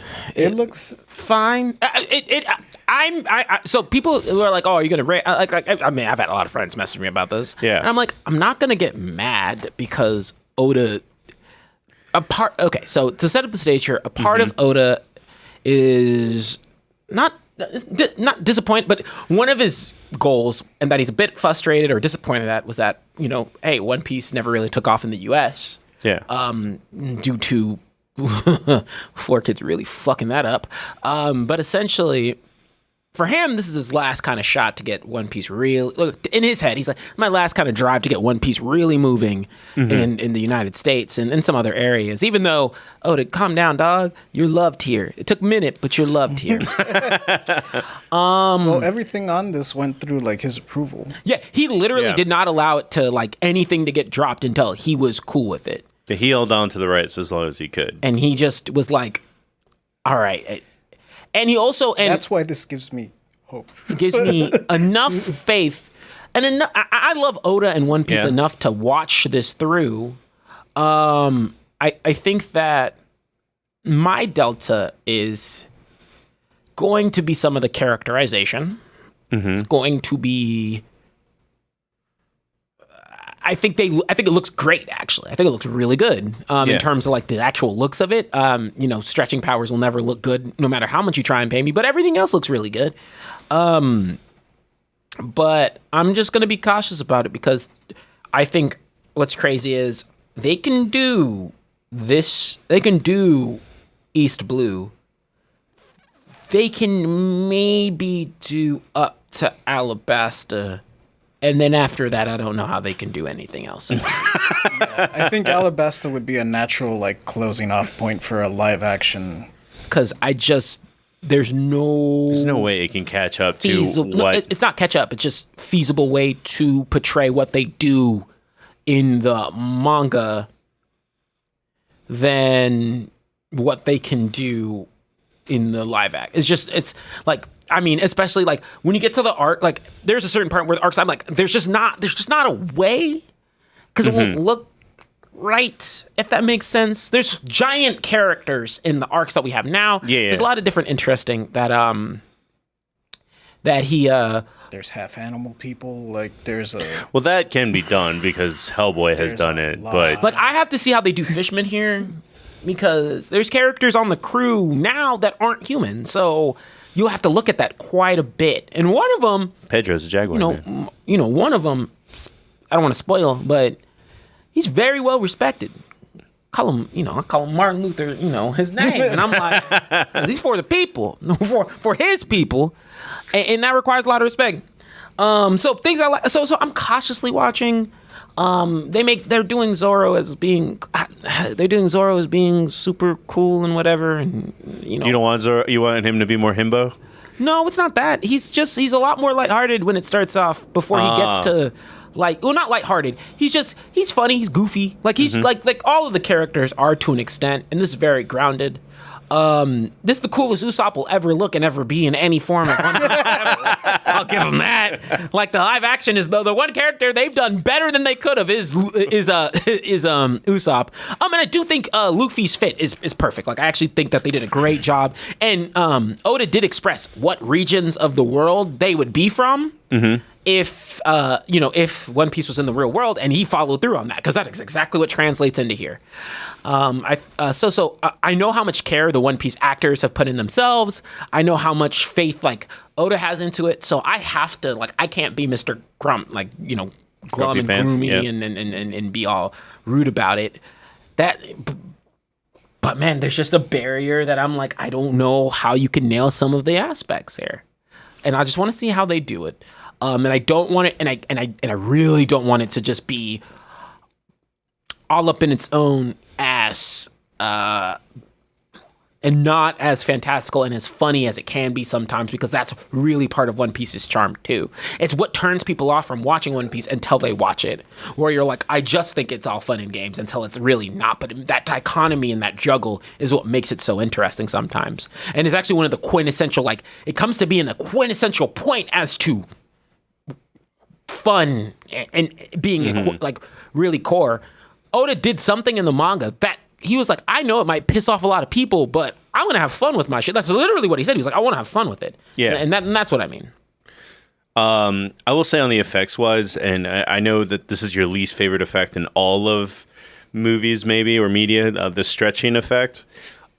I mean, maybe it's only because they did it in the darkness, but it looks better. It's the best it's looked, and it still looks crap. So that's my personal opinion. That's my only thing. It's fun, but I will give it credit because it is it looks better than Fantastic Four. I know that these are all low bars, but still, that was a motion picture that had millions of dollars behind it. I mean, to be fair, they're paying a fuck ton of money on this. Oh, they are paying a lot of money on this. They built all the ships. Oh, wow. I don't think they're seaworthy. I think they were just like barges. Probably more seaworthy. I don't know if it's confirmed. I don't know if it's confirmed, but it's like upwards over 10 million episode production wise. So this is expensive. Yeah, it's not a cheap production. That's awesome though. But I mean, it better be the motherfucker. Once again, they have statues, anime characters that have statues, actual statues in the country they originate from. It's wild. I want this to do well, but what I really want this to do, and what I don't want people to do, is try and substitute this for one of the best stories that has ever been made. I mean, I don't think it ever. I don't think it's going to be a substitute. No, but there's been people who have held off on One Piece and using this as because there are people who'll be like, I just watched the live action and I know what One Piece is like. No, you don't. That's not what I want this to be. The best thing that this can be for me is a marketing for reading the manga, getting into some of the other aspects of One Piece, and then really falling in love with the franchise. There's a reason why there's 1,060 something. Actually, no, 1,000, however many chapters. Mm-hmm. Well, I do. I don't know. Actually, I agree with you, but now I guess I can't because I can't think of any movie that has actually been a doorway towards a lot of anime. The only thing I can think of is maybe Avatar, like the cartoon opened the door to people to watch anime, but definitely like I can't think of a movie or a live action that was like that made people go like, all right, let me go see more kind of thing. The only thing that I can, JJ has one. It's recent, but Mugen Train. That's true. Mugen Train. My brother and I were watching Demon Slayer like season 1 when it was airing on Adult Swim, but it was just me and my brother. His girlfriend and her sister never even caught a whiff of Demon Slayer. Like they had no idea what it was.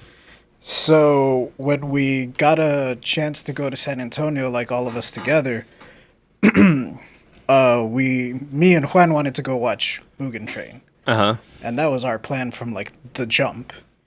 Them never having watched it, we gave them a quick rundown of what Demon Slayer is. They watched Mugen Train with us, and they came out like, I want more. I want more of this Demon Slayer. The only thing that has kind of had that effect on me is GTO. Watching the anime made me want to read the manga because the manga goes a lot further. Yeah, it goes further. Not even Mongolian Chop Squad did that. When I thought it had a perfect ending point, and it was like, no, they tour. Like, a lot more happens, and I was like, oh, okay. Well, I think with the scale of One Piece, it's a little bit different. There's never been a situation where a lot of those situations, there's maybe a few chapters left, maybe a couple, maybe even up to 100. You're gonna end off this. Where this show is cutting off is literally the start. You have over 900 chapters of shit. Well, yeah, that's why I feel that this show would be a good jumping on point for anyone that's been holding off, depending on how faithful it is, right? And I don't expect it to be 100% like there's no way it can be. Yeah. But if it's a concise enough adaptation to where it's like, hey, this is going to cover this much of the story. If you want to keep going, start reading from here after you watch the live action. Okay. Well, I mean, on to our next chapter, which is basically what you all watching right now. What have you been keeping up? A couple of animes closed. A couple of animes are about to start. What are you all watching right now? We'll start with the review before we go to the summer preview. Still watching most of the things that we maintained. I can confidently say my anime of the season is still Oshinoko. It's number 1. Not even close. It was one I didn't expect to get slapped around the face with, and it's fantastic. If you ever want to get into your feels and don't look it up. Don't look it up. I said this before, can't look it up. Oshinoko is one that you need to go into that first episode as blind as possible in. If you can go into that first episode blind, it's an hour, it's a movie. It feels like an anime movie. Marcos, I've said this before. I know you haven't done it yet. If you watch it, you will like it. I'm gonna watch it. It's on Crunchyroll? No, but I'll give you the place where it is. But it's really, really good. It has been fantastic. It's been a treat. You want to join the crew? Yes. Is what he's saying. What's ended this week? We'll save the bigger one to be last. But Konosuba, the spinoff, ended this week. That was pretty good, but it teed off for season 3 that's coming out next year. And if you haven't watched Konosuba, it is hilarious. It is comedy anime actually usually resonates with me, but I know it's pretty subjective. Konosuba is like genuine. I think Edward's a big pusher of that one. I'm pretty sure it's a guy who's who doesn't take shit from anyone. One of his iconic lines in the show is like, I support gender equality. I'm not someone who likes people using their gender to escape, like, when it's convenient. I'm someone who likes it to be always equal. Just because basically there was a situation where a girl was like, you should let me use the bathroom. He's like, you only use that when it's convenient. So that's definitely a treat. Hell's Paradise, I think, ends soon alongside Heavenly Delusion, which, if you're caught up with Heavenly Delusion, I'm sorry. By the way, I steamrolled through that, and yeah, I said I'm sorry. I lost the password. I can't log into Hulu anymore. So you got caught up? Yeah. I said that. That's one of those twists, like I read it because after the first episode of Heaven Illusion, I read up until the place. I said, "Oh no, y'all ain't ready for that." I was not. And then I thought I really and truly in my heart of hearts, I wanted them to do something around that, or and they didn't do anything around that. They made it as terrible as it is. And I don't know how they're going to go into that next episode. I feel uncomfortable. Yeah, it's not the finale either. Oh, imagine if that was the finale. Okay, I'm scared. There's nothing I can do to To mentally prepare me. No, it is. It's one of those. I mean, it's not the ending, but it's one of those moments where it's just like it's so heavenly. It's so much of a different culture that it's like it's meant to be shocking over there, and it's 2 or 3 times more shocking over here, kind of thing. I don't know, shocking. I was like 12 times worse. I don't even think it's a cultural thing. I think they would be like, and then, but. It's crazy because maturity, like I genuinely see maturity level, concept level. That's not a lot of things anime do, and throw it out there like that. So it was a lot. It might be up. It might be up there. Well, the Red Wedding is a different kind of brutality. And this dread. It's just dread. Yeah. It's just it's dread. And you know what? A comparison. It's not like the Red Wedding. It's that dread that you get. That you can successfully get from The Witch or Midsummer, like you're just feeling really uncomfortable. Oh, dude!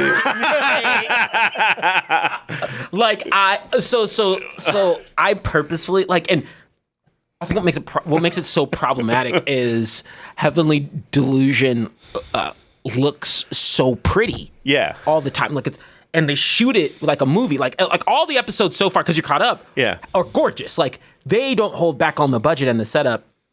And I don't think, and when I tell you, I don't think anyone would have been suspecting that sort of twist or that angle from this sort of show because you would think they would have set the stage a little bit earlier for the, that's tough. It's tough. I was like, I was hoping one of y'all saw it so that way I could be like, oh, great, I'm not on this mountain of dread. That feeling in your stomach of utter. You know, I'm glad we have this show because there was a lot of times before I just had to pocket these kind of moments, and I'm like, someday I'll find someone to talk to them about, and then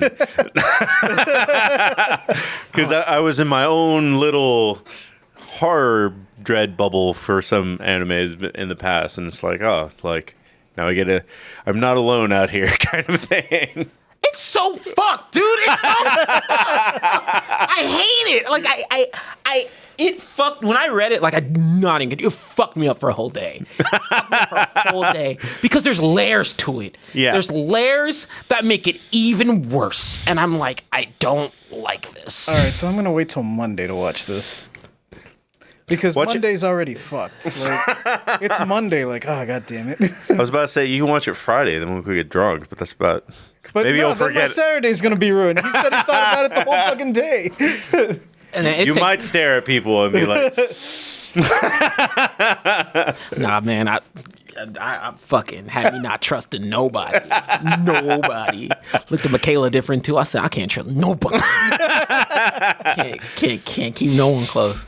But Marcos, I'm so glad you caught up. I'm not glad you caught up, but I'm glad you caught up. I didn't expect that at all, so I don't know what to tell you. It takes a lot to get you thrown off, and I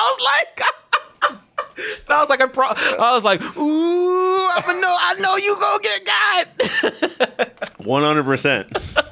Because it's so peaceful up until this episode.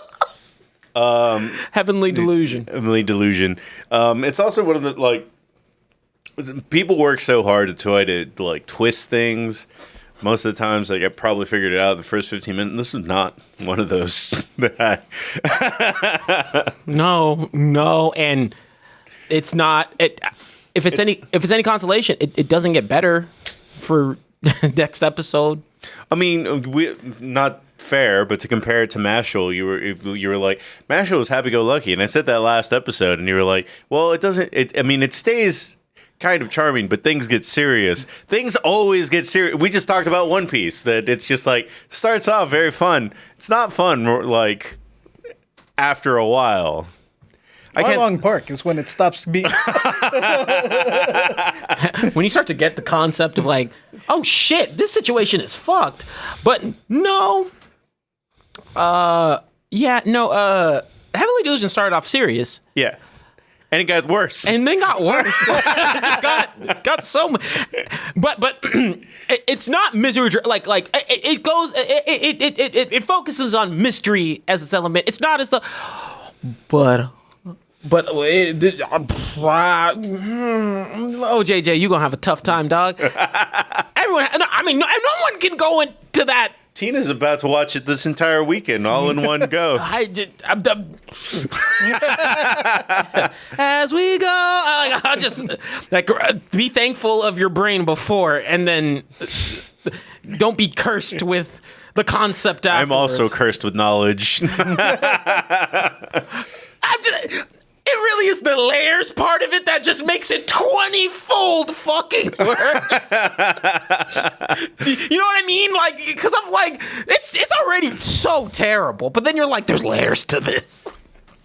I like how we've been dancing her. Like, we can't ruin it. We can't even review this because it's not over. The next there's one more episode. And it's going to start tough, but hopefully everyone will have a smile on their face by the end. Maybe. I don't fucking know how they're going to end this. No way. Yeah. No way. I was like, that's the worst part. Even if they wake up and it's like, oh, that was a terrible dream. Today I'm going to Six Flags. It's like, no, you still have that image in your head of everything that you just experienced. Like this is an illusion. This is the delusion. No, it's don't worry, Marcos. Every bit of it is real. It's happening. Oh, dude, man, I'm stoked for you to see the last episode though, and I give them kudos for having the balls to include that in what's being trending as a very popular anime right now. That takes a lot of guts to be able to do that. I'll give them that. Other than that, Mashal is coming to a close here soon for the first core. Yeah. So they did confirm, or if I'm not mistaken, they did confirm that it'll be broken up into cores. And so there should be another core that's coming up or going to be announced sometime down the line. And as with the last time we talked about it, Mashal continues to be fun. Good palate cleanser, but I still won't wash. Doesn't wash the taste away.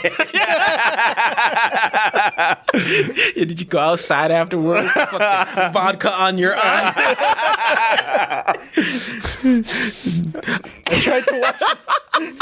tried to wash it away, but damn it, they don't make water hot enough. Marcos, it just brings me not joy. It just like to me, I know it's rough whenever you're thrown off, and so I'm like, all right, cool. I'm not alone in being, because I'm not thrown off by things, but I told you this shit threw me off. Whenever I get into a lot of conversations about why I've been so heavily into anime lately, like I try to explain it to Corey, but there's no way to explain this and not sound dumb, kind of thing. Yeah. Because New Year's, I tried to get into a conversation where I was like, oh, well, every movie that I've seen, like, what's the big selling point? Is like the cinematography is pretty, but there hasn't been a very original, fun story, like one or two a year. Like last year was actually pretty good because we got Everything Everywhere All at Once and Banshees of Inisherin. Puss in Boots. Yeah. But like normally a lot of the movies that we get are like, all right, action movie, comedy movie, rom-com, like over and over. But anime is just like, we're going to take all these allegories and tell you something completely fucking new. It's just sometimes when you explain those new things, it's like, well, okay, so there's this guy who's basically a homeless guy, and he's never experienced any sort of happiness in his life, but he has chainsaws for a face. Like, at a certain point, you lose them.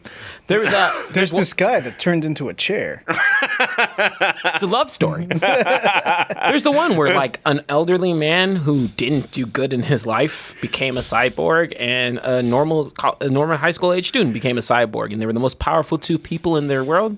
And one went off killing, one went off to do good deeds. Stuff like it's very interesting. Like that's what I'm saying. When it comes to, you could never get the story that they're telling in Heavenly Delusion in anything like live. There's no way they'd go to the places that they go to.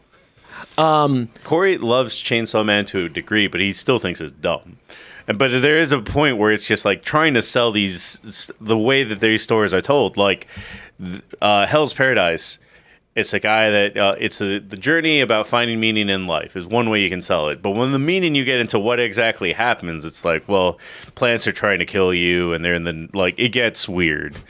Yeah, like literally, gender changing plant humanoids are trying to kill you. That's it. That's the story. and it's excuse me, gender fluid. To be honest, because it's very because they and their comfortability with that sort of gender fluid plants that have mastered sex and therefore have more energy for damage. That's genuinely actually what it is. It's like sex is our power up. Woo! No, and that's when when people. That's why I don't like it when people like. Oh no, I'm losing power, baby. Do the pinky thing. Man, that's what it is. But in that same vein, I still say Hell's Paradise is one of like it is a man who wants to see his wife and like all the shit that goes through that to him wanting to see his wife again. And that's an incredibly compelling story if you were to tell it like that, just in of itself, right? But then when they see the giant fish people. And it goes back into why I don't love the need for live action. Why I get it sometimes, but why I don't love the need for live action, because you can't do those sorts of things. There's a particular topic I don't know how they'd handle in One Piece. There's a whole island of that topic. I was like, there's a whole island that I don't know what they do in U.S. cinema. Stuff like that. So, but no. Hell's Paradise, speaking of which, is at a great place right now too. Really. Apparently, a lot of people are not enjoying it, and I can see why, because there's so much mystery that they really haven't made much progress. But even Demon Slayer, like the first season, was a lot of nothing really. It was a lot of stage setting, which is what this is. And I think that they're doing that really well. I think people just thought they would get a payoff a lot faster, like Chainsaw Man or One Punch Man. And I'm like, not everything is that way. And I think that some of the more bombastic elements have started to pull back. Like I feel like anime's been impacted by how pretty glorious glow up a lot of things have been looking, because some I don't get to good animation is always going to stand out to me. Yeah. But some just okay animated things, which I don't think Hell's Paradise is. I think it looks great. No. But I think some okay animated things with great storylines get slept on because of that. Mashal doesn't have great animation. It kind of does. Oh no, I mean it has moments of it, but it's not like great. No. But in that place, right, in the same vein, that has action in it. So it's like they're just like, cool, I'm getting my euphoria right now. Hell's Paradise is setting up for, to be honest, and if you want, and this is not a spoiler, when it gets going, motherfucker doesn't stop. But it's very interesting, and they go into some very complex subjects. But I think people went into it thinking it wasn't as complex as it was. Just like Chainsaw Man, they're going to be whiplash when it gets into some of its later stage concepts too. Yeah. Because, and if you really dissect Chainsaw Man, it has a lot of deeper level concepts in and of itself when it starts out. Oh, for sure. And I think a lot of people walk right past that and they just see it as cool. Dude chainsaw the giant bat in half. Like they're seeing it for surface level stuff, and they're missing a lot of the storytelling. And with Hell's Paradise, you see a cool ninja with like Goku eyes with fire behind him, and it's like I expected it's people, and I made this mistake when I was 15, so that's why I'm okay with it. When you see a Quentin Tarantino trailer, you expect to see 3 hours of people getting shot in the face. Mm-hmm. You get like 2 action sequences and a lot of talking and stage setting. And so because of that, at an early age, I learned to kind of change what to like, hey, you need to build towards action. If you want to see nonstop action, just go fucking play Doom. It's like at the end of the day, even though it's a visual format, anime is storytelling. Yes. Yeah. I think that in this like modern internet culture, we're losing a lot of subtlety for some reason. Yeah. Because there's been an influx of people like really gravitating towards the wrong characters for the wrong reasons, or gravitating towards characters for the wrong reasons, I should say. Like, well, we will get into this into a little bit later of a subject, but like there is a lot of people that are. I mean, I guess it does happen in all media. People thinking that they want to be Taxi Driver and Fight Club man kind of thing, but right, yeah. Those are like prime examples of like you're not supposed to like these guys. not even that. Using anime that we talked about earlier and that I super much love, it is my issue. It's third favorite character still, but it's my issue with Zoro in and of itself, where. Trust me, motherfuckers like cool for cool's sake, but in terms of a storytelling aspect, doesn't get a lot to do. But people just love cool for cool. Yeah. And that's fine. Yeah. But they miss out on like a lot of the other intricacies and details of the story because of that. Mm-hmm. And I think One Piece is a great example of like where you just like One Piece makes you like the story. Yeah. So like they're like, no, there's enough episodes there where you can't ignore the story. It's story driven. Actually, it's not its primary thing, even though it's carried by that.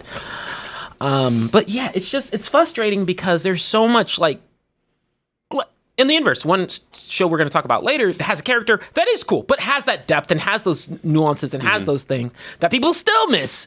Because they're just like cool character. Well, here's a classic example that a lot of people love, and it's literally my favorite anime, probably top 3 favorite media. Cowboy Bebop. A lot of people think Spike Spiegel is one of the coolest, most badass people because he knows kung fu and he's a cool design. He's a cool design. If you see that story at surface level, you probably don't pick up on that he's really depressed. Mm-hmm. He wants to die. He wants to die. What else do you miss out on? Oh, he's starving half the time. He's not really making enough money to be even just surface level okay. And he's going through trauma. Exactly. Like, and people don't always pick up on those elements, and they're just like, oh, he's really cool because he can judo flip people. It's like you're missing out on so much flavor on this pizza right here. It's I'm hoping that. Bye, Ricardo. There's some reactors that do it well. But I'm really hoping that there's a wake up. Not a wake up, but I'm hoping that as some of these series move on to some of their newer seasons and more and have progressed past those initial phases. Yeah. That people are going to grasp more of the in-depth story that's intertwined with some of these layers, because like you gotta enjoy the story first before you can really enjoy all the bombastic things. It hits different. It's 100%. Actually, it is why a certain anime this season, I had told you that like it looks pretty, it's going to look real good, but the story is God damn it, Demon Slayer's popcorn, okay? It is popcorn. It's popcorn. And the only thing I will say about Demon Slayer is that I was so let down kind of by this story. Like, there is all the depth that I just talked about in Cowboy Bebop. There's none of that in Demon Slayer. And that was what I was going to talk about when I was watching. But yeah, that I can see it growing in popularity because that wasted no time from episode 2 up until when it ends. There's too much action and not enough story. To answer your question, Patch, Shonen Jump app, $2 a month. It's the best investment you can make if you ever want to catch up on a manga. Yeah. Digitally. I personally am working through buying all the manga, but that's just because I want that collection. If you're getting started, just stick with the Shonen Jump app. And for anybody in here, if you ever want to read a manga and it's Shonen Jump related, just get the Shonen Jump app. It's literally $2. You can read whatever you want. I think it's like 100 chapters a day, but that's a lot of chapters a day. But yeah, no. I've been on my hot box of talking. Depending on where you live, your local library also will have a great selection. Ooh, you're right. You can now digitally check out books too. You know what? Library. We don't talk. I kind of want to make that a topic on the show one of these times. Like, what are some manga you picked up in the library? Because that's how I discovered quite a few things. Pokemon manga. So good. Pokemon manga also a lot darker. One of the other things that people are like, oh, sweet animals fighting. Oh no, yeah. Like, there's terrorists. The gym leaders are like, half of them suck. Like, half of them are very evil, kill things. There was a Pokemon War. There is. Hoopla is connected to your library. So if you have a library card, download Hoopla and you can log in with that info. And I mean, it's based on what your library has most of the time, so the selection might vary, might be limited. If it's apps wise, I do a lot of my reading through. Okay, so it depends. If it's because Shonen Jump's pretty strict on their shit. If it's beyond Shonen Jump, isn't Viz coming out with one? Slide into my DMs, actually. Just to be honest, like I'll send you some links. I'll send you some links. I think Viz is working on one. I don't know if it's out already. I don't think it. No, is. Viz Media is also like theirs is similar to Shonen Jump, to where if you have a password on one, you can log in and get some of that stuff. Oh, okay, cool. But JJ, before we mentioned it, but I'd love for you to start off with Demon Slayer. Did you close out? You already watch everything? Yeah, I watched everything. How'd you feel about the season? This season was definitely like one of the quote unquote weaker ones. It's still very good. Like, it's still very fun. It's very pretty. Yeah. Still very pretty, but yeah, it does feel like this one was more stage setting than anything else, because this one kind of changed some of the rules a little bit. But I mean, no spoilers? I don't give a fuck. Okay. The whole last thing was like, we're going to try really hard to kill like the lowest moon. And then this arc just runs through 2 of the mid-tier moons. Yeah. Like I said, it changes the rules a little bit. Yeah. But he also he didn't go into a coma this fight. My thing with this one, and I'm okay with that, because they actually established that I don't think they did this clearly enough in the anime, but in the manga they clearly they straight up like Tengen's one of the weakest ones. Mm-hmm. With the Hashira wise, and the other top ones, like the strongest one hasn't even been like showcased just yet. Yeah. And so these Hashira, they're just them people. Like they chose the 2 who have hacks, basically different type of hacks, but they chose the 2 that have hacks, and there's a couple more that do. I think you'll get what you may be feeling. It's not a 1-star show type of thing with the other Hashira, actually at all. Except for one. I thought that, like, for a little bit, like, as they would go through, because there's not many chapters left, I thought every chapter would be like, we showcase these 2. I did get spoilers thanks to fucking TikTok. They're like, oh, you like Demon Slayer. Did you know this sad panel was in there? So I did get some spoilers. So I do know characters are coming back, kind of thing. But it still just, it didn't feel as, I guess it didn't feel as earned. And I know that you are saying that Tengen is one of the weakest ones, but that moment where Tengen is fighting Gaitaro and just chasing him as the city is exploding, it's, you feel the desperation. Because he has an arm loss and he's bleeding and he shows pain and a lot of things are happening. This one is a little, and I felt this. A dude being trapped in a bubble was not enough for me. This one. Let me start off by saying Upper Moon 5 sucks. So I mean that just didn't help. Like, garbage. The vase guy? Yeah. Yeah, I didn't like him. I mean, I was like, I don't like your design. You look creepy and you suck. So like, what's the point? Yeah, I'm glad Tanjiro didn't kill that one, because otherwise we would have gotten like his sad backstory, and it's like, I don't want to give a fuck actually, about you. I like the backstories in this one, because they had a really happy one where you're like, well, you didn't have a bad growing up. you just chose this life. Okay, that's good. Not everyone was miserable. And then the main demon was just a piece of shit. They were like, no, you're a piece, bro. I know this isn't the way. This is the way comics are more set up than anime sometimes. But it would have just made so much more sense for Inosuke to be the one that fights the artist guy that's like, oh, I'm going around making art. It's like, fuck you, break the vase. No, I'm glad they didn't have Inosuke this one. Well, that's the other thing too, that like it feels like 2/3 of our cast is missing. and I'm fine with them being on the sidelines, kind of. I think it's just because I have hindsight, because I know what's gonna happen. You know what's coming up. Don't worry, they are not gone for that much longer. The next arcs have them both, because there's only really 2 main arcs left. They got to sell those masks, man. But the whole thing that, I mean, it's fine. It's fine. It was good.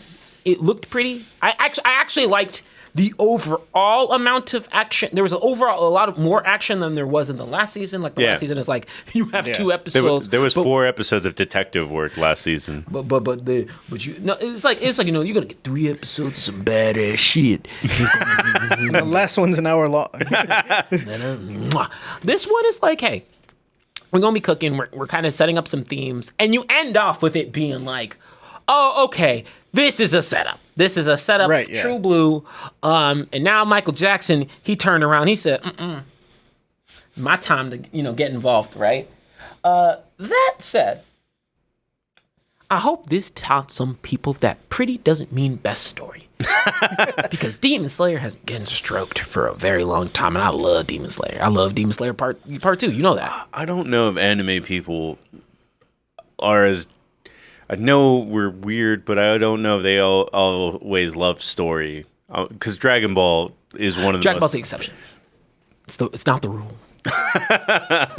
No, they don't always love story. Sometimes you like spectacle. Yeah. But when you look at this one, right, and you're like, and hey, when Demon Slayer is gonna bring the spectacle, the spectacle is expected. Like they've set this up, you know what you're getting, and I think it's still powerful. I'm not saying this was a bad season at all.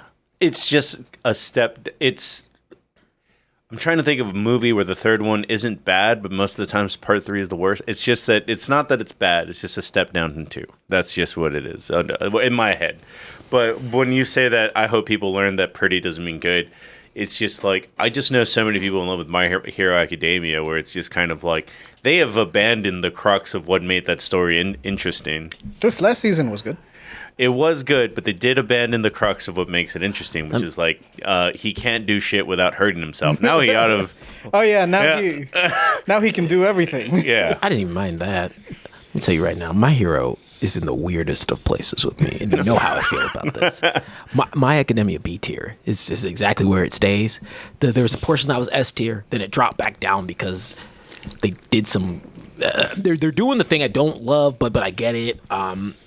It is when they animate what's going on now, I think everybody will be like, okay, My Hero is doing its thing. My Hero is just in a weird place. Well, they are rushing it. They did fall victim to what you're saying, where apparently they weren't selling a lot of Shonen Jumps. And Horikoshi's sick as fuck. Oh, I didn't know that part. He's sick as hell. Yeah. But he said, I'm like, fluids are coming from my ear. Hurts a lot. Glad I survived. That's his author. That's basically his last author comment.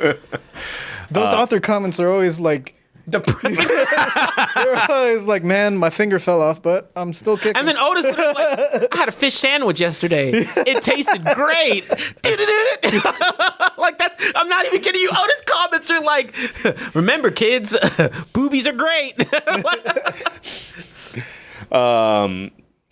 I think it was Zach, who's a local comic book artist, when he was telling me about Kintaro's sad, because he didn't just write Berserk to be like, oh, you got to always be stoic and work hard. Like that dude lived it to the point that he was like, Christmas again, drawing another wall, like putting all the detail that he could. Like it made a lot of sense that he stressed himself out to die early, kind of thing. Mm-hmm. Like mangaka, they have a very tough job. But by the way, like weird sidestep, but just because I just randomly learned about that while scrolling Twitter this afternoon. Did you know that Japan passed a law that mangaka can't be anonymous anymore? Yeah, I read that earlier. Yeah. I think they're gonna change that shit back real soon. Japan's stubborn, but don't fuck around with that.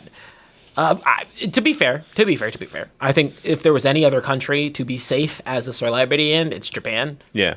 Like, to be honest, I'm pretty sure they'll be fine. But mangaka are also, to be honest, a lot of them are introverts, and you don't want to push them out of their comfort zone.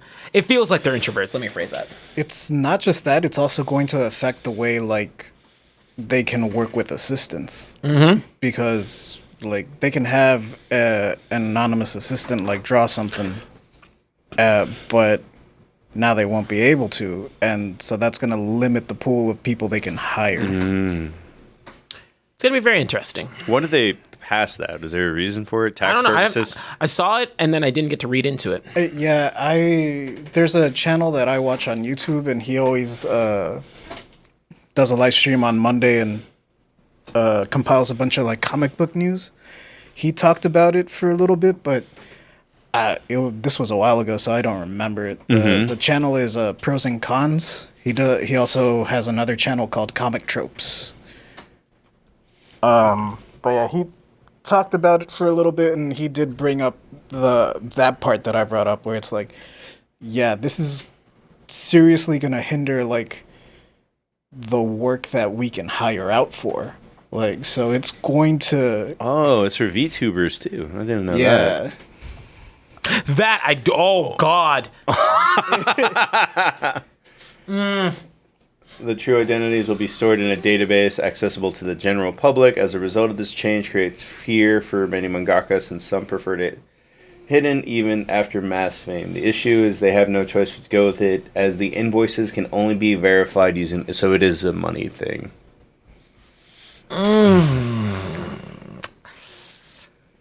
Mangakas are one thing. VTubers are another. That's tough. Because there's some mangaka that, like, you have the... Oda doesn't like to be shown, but he's not anonymous. Yeah. Taite Kubo is Mr. Cool. He'll show up wherever he wants to. There's just some that don't show their faces, and they prefer that. Gege Akatame, right, is like... I'm pretty sure they never show themselves. That's tough. Ugh, I don't love that. Yeah.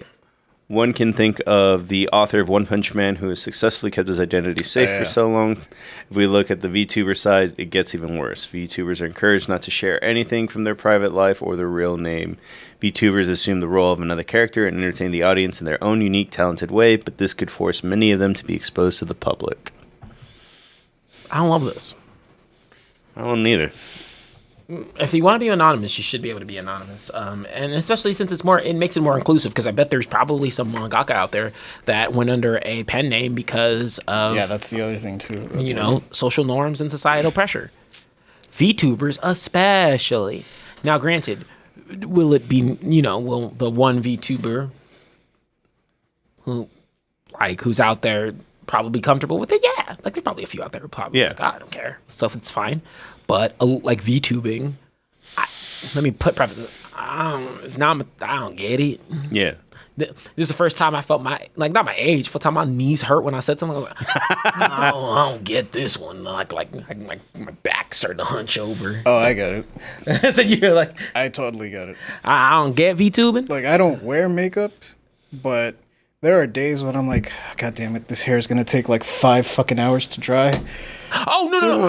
I get why you VTube. I don't get like watching it. Like that's not my consumable thing. But it's mystery science theater for yeah, and that's fine. I don't have to get it. It's for whatever makes people happy. Yeah. But I also know like VTubing, especially with the women involved, it's way safer for them. Oh yeah, it's way safer, and yeah, like I said, it's way safer. It's less maintenance too. It's like, and that's why I respect it. It's like, yo, like, girl, if you need a V2, make your money and don't, and because you can live a life. You don't even have to have like super great lights to I actually be a know VTuber. 2 VTubers. One of them VTubes as a dog, and the other one is a dude that VTubes as a woman, so he can get more money. Yeah, that's the matter right now. Yeah. Get to it. Hey, the VTube lens. The excellence. Well, does this cover everything that we've been watching right now? Yeah. We go quickly through the preview. Yeah. JJK! Yeah, that's pretty much all I got. Is Bleach coming back too? Bleach is coming back. Bleach is also coming back. If you want to see some action, I'll do it every time. Bleach is coming back. That's going to be awesome. And there's a couple of other like one-off shows that will be. If you don't mind, can you go to my anime list summer 2023? Because we can actually see some of the ones that are one-off coming out. I also want to watch the Black Clover movie. I heard it was really good. I won't watch it. I heard it was stupid good. And I don't give a fuck about Black Clover. Black Clover it wears its heart on its sleeve. Like, it knows what it is. It knows exactly and it treats itself like what it is. It is the definition of like the characters announcing what they feel, But like sometimes I just kind of want that. Like I don't want to think. Black Clover, but I will say Black Clover did something that I don't want to say almost no other manga has ever done, where one of the main super powerful villains was taken care of by a side character. Like not a popular side character either. Like a side character who was like, I know I'm weak, but I'm smart and I worked through this to figure this situation out. Very like that was when I really like up until that point I was like, I'm reading Black Clover out of my manga having to, but that was really cool. So this is the only thing I know about Black Clover is that because it fell into my sphere because of politics kind of thing, where Tim Pool commented that Black Clover, this is a message that all kids should hear. Work hard and every peasant can become king. Also, communists are bad. That is really what it is. Yeah. He's like, I have no magic. Bullshit. Which is just wrong. Anti-magic is just a funny way of saying magic. Or the way they leverage it. But the other part to it, he just works hard and is trying to be the best he can. Mind pulling up that list so we can talk about it real quick? We got JJK. Oh, Mushoku Tensei! Yeah. Which is one of the prettiest, really interesting anime that I can't recommend.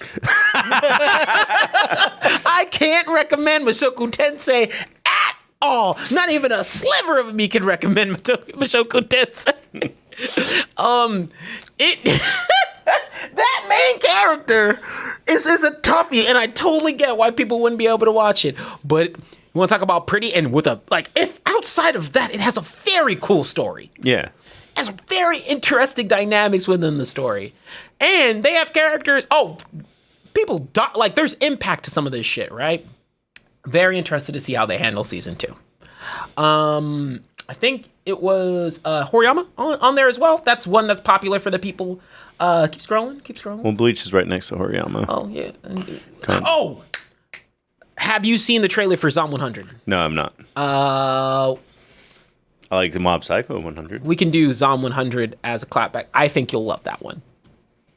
I'll look it up right now, and then if we play it, will we get clapped? Probably not. Who knows? That's not for us to worry about.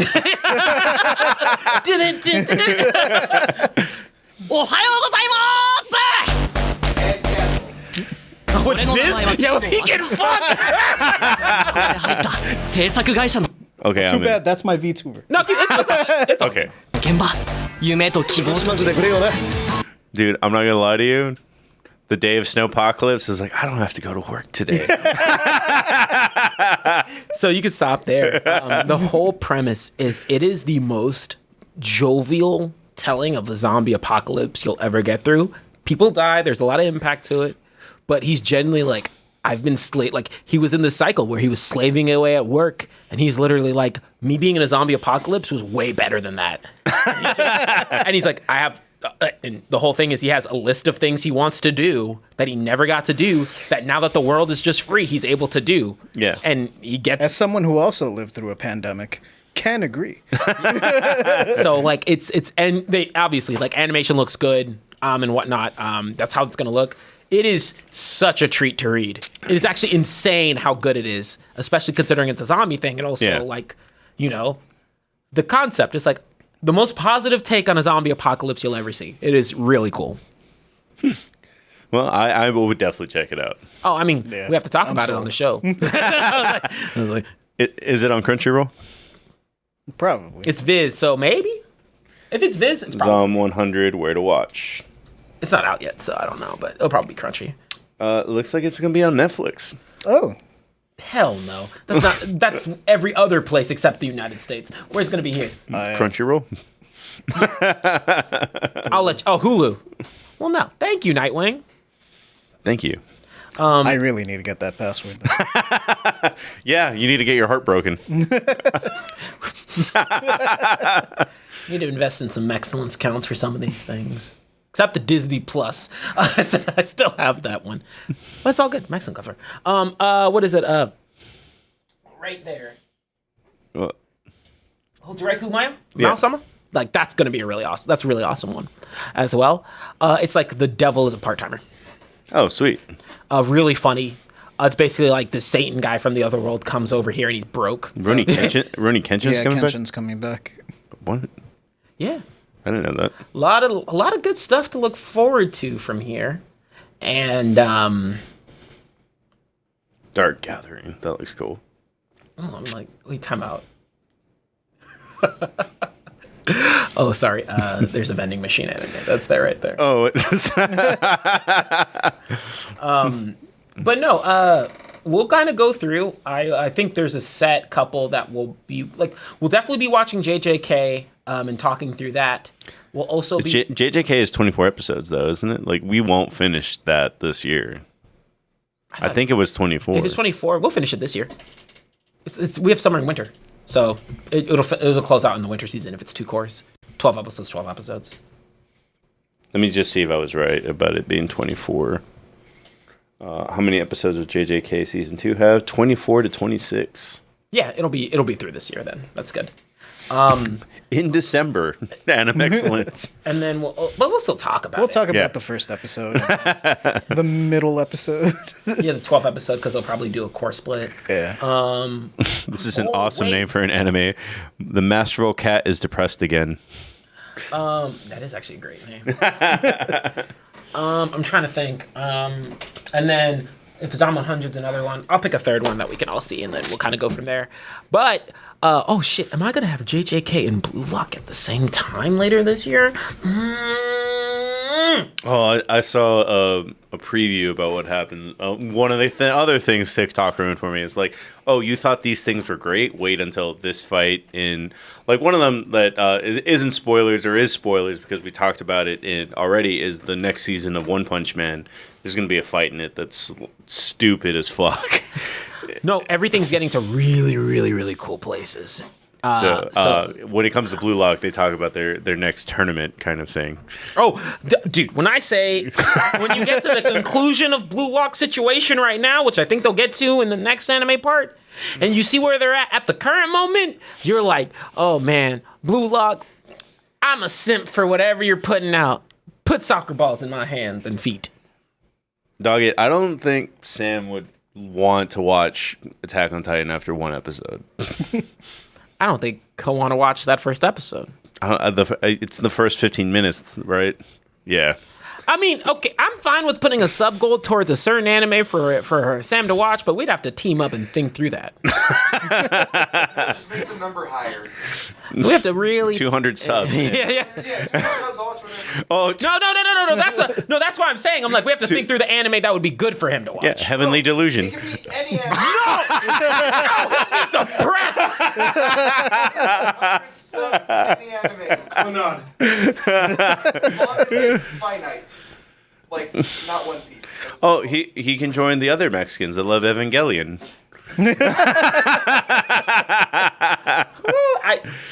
We'll figure it out. I said we'll talk. No.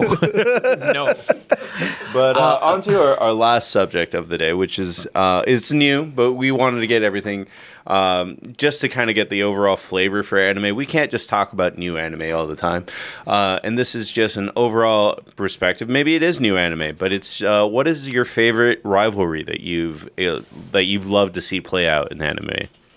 That I'd love to see play out, or I would love to see play out. Either way, because I mean, sometimes some of these things are still being written out there. Rivalry, that's good. I'll give a couple, but I don't want to go first. I usually go first on these topics. So actually, Marcos, time out. Chicky, you win first today? I win first today. Marcos, you kick us off. What's up? Well, I wore this shirt specifically because I knew I would ask this as the host. But Berserk is my favorite rivalry. Everything. It's not a rivalry. That's not a relationship anymore. That's an enemy. You're not my rival. Well, a rival is an enemy. I know, but that's not. No. But it also plays out in this way where at first, everything about Griffiths looks like he is the typical good guy, long hair, elegant, Willing looking. to do anything to get ahead. Yeah. And Guts looks like the bad guy. He's just like, oh, is this brute that's murdering people left and right. But it doesn't, that's just their images, and the way that their characters are driven is like they're actually antithesis of what they look like. And I love when that plays out, not just in anime, but like I mean, I know he's a bad guy too, but Butcher looks like somebody that you would buy crack from, and Homelander looks like a more glorified Superman kind of thing. That's fair. Yeah. So, Guts and Griffith. Yes. JJ, what about you, man? Yusuke and Kuwabara. That's a good one. Does that count? Yeah, they're the rivals technically, huh? I mean, They're the first rivals. Yeah. In Kuwabara's mind, they're rivals. Yusuke is like, you don't want the smoke, bro. I mean, hey, actually, they were built to be rivals. Sword versus gun. Yeah. Gun does win.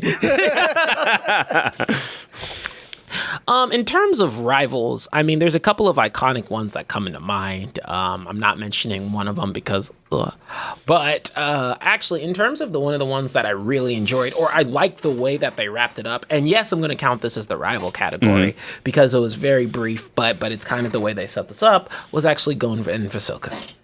Oh wow! Because there is a particular like that's a true blue rivalry. Because if you remember in the Hunter exam arc, he hands him. Or excuse me, Gon gets tossed his badge, and he's like, you got to land a punch on me before you can give this badge back. And he dedicates his soul to having that run back. And as long as I hit you once. and I really loved how they even concluded and took care of that sort of situation. So yeah, that's one of my favorites. But I have quite a few that are like, yeah, Spike and Vicious is really good. Just because we mentioned it, Blue Walk and the way that they're handling the rivalries there is really cool. Yeah. Because everyone's kind of taking their own star show now. Not Naruto and Sasuke, again, that's trash. And it's not a rivalry. They try and tell you it's a friendship. So if you're trying to tell me it's a friendship, a brotherhood, if you will, then I can't count it as a rivalry. Sucks. Goku and Vegeta, most iconic one of all time. That is a good one. And I know this doesn't last very long because they're side characters and goes way beyond these two. But the Rock Lee and Gaara being everything opposite of each other, that is actually a better staple of what Naruto is trying to be, which is hard work pays off. Rock Lee is the only character that actually embodies that element. That's why he got left into the ether in the second half. No. No, it's not. Ash has different sorry, in the chat it said Ash versus Gary. Yeah. Ash has a lot of different rivals through the show. Some that are a little more compelling, actually. That challenge him a bit more. Guy said saying Kakashi is a funny rivalry. Kakashi's like, I guess we're rivals. But really, we're just, the bestest of friends and guys. It took till Guy was like, I'm putting it all in the line. Kakashi was like, yeah, you know what? You got me, dog. I mean, that's not really a rivalry. I mean, it is, but it isn't. But the way Zeke runs Levi. That's a pretty good one. Ever since I saw that arc, I'm like, I need to have just not a fight at the end of the climax, just the bad guy just get drugged through concrete for 15 minutes, just because it's. I mean, I don't know how Attack on Titan ends. You do, but there was nothing that was competitive about Levi versus Zeke. Literally sticking blades in his face is like, oh, you think it's funny now? It's not a contest when you get your ass beat. Vegeta joins up, but they're still rivals. Rivalries don't have to mean you're not colleagues. That's actually the whole thing. Rivalries, there's friendly rivalries as well. They push each other to get stronger, and that's usually what a rivalry does. But yeah. Fuck, I had a good one in my head, and then it went away. But they're bringing up Tetsuo and Kanade. Cowboy Bebop versus Tet. Oh, I remember the good one. Alucard and Anderson. That is doesn't play out very long, but that's one of my favorite that's reveries. From Charlie. Yeah. Sammy and Marco are a good referee.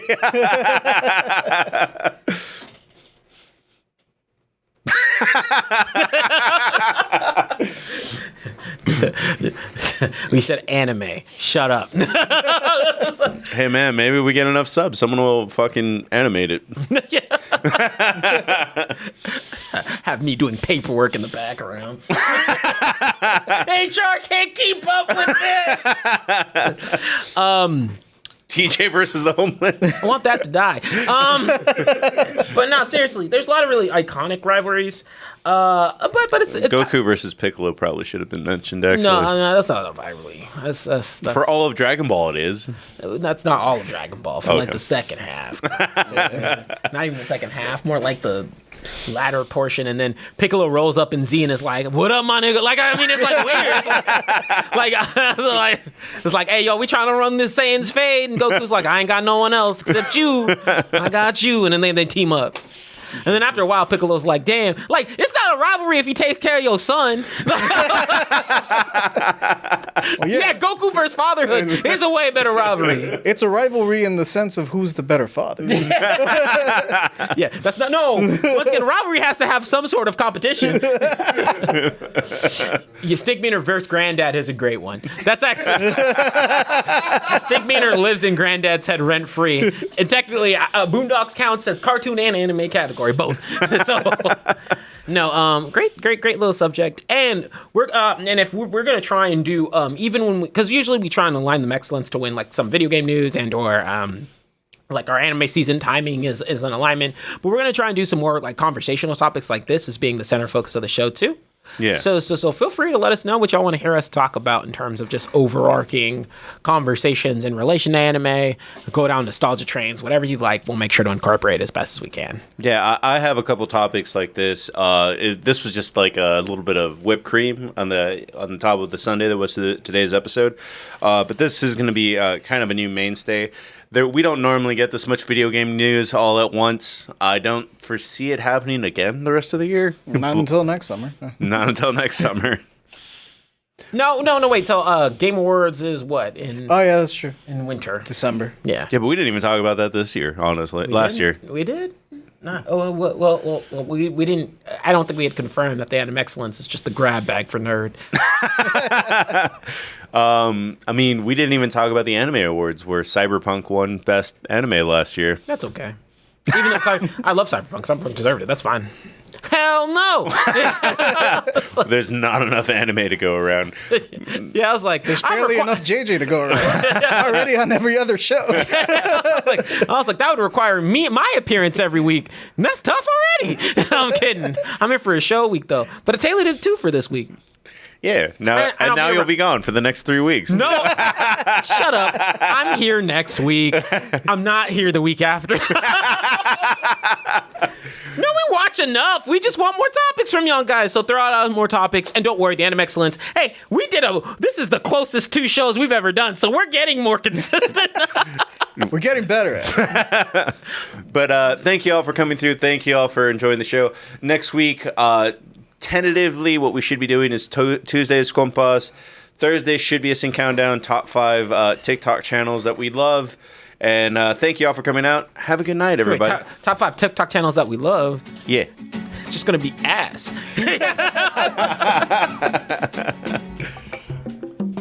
Wait, what? Oh, I hit the outro at some point. We have an outro? Wrong show! Good night, y'all. Good night.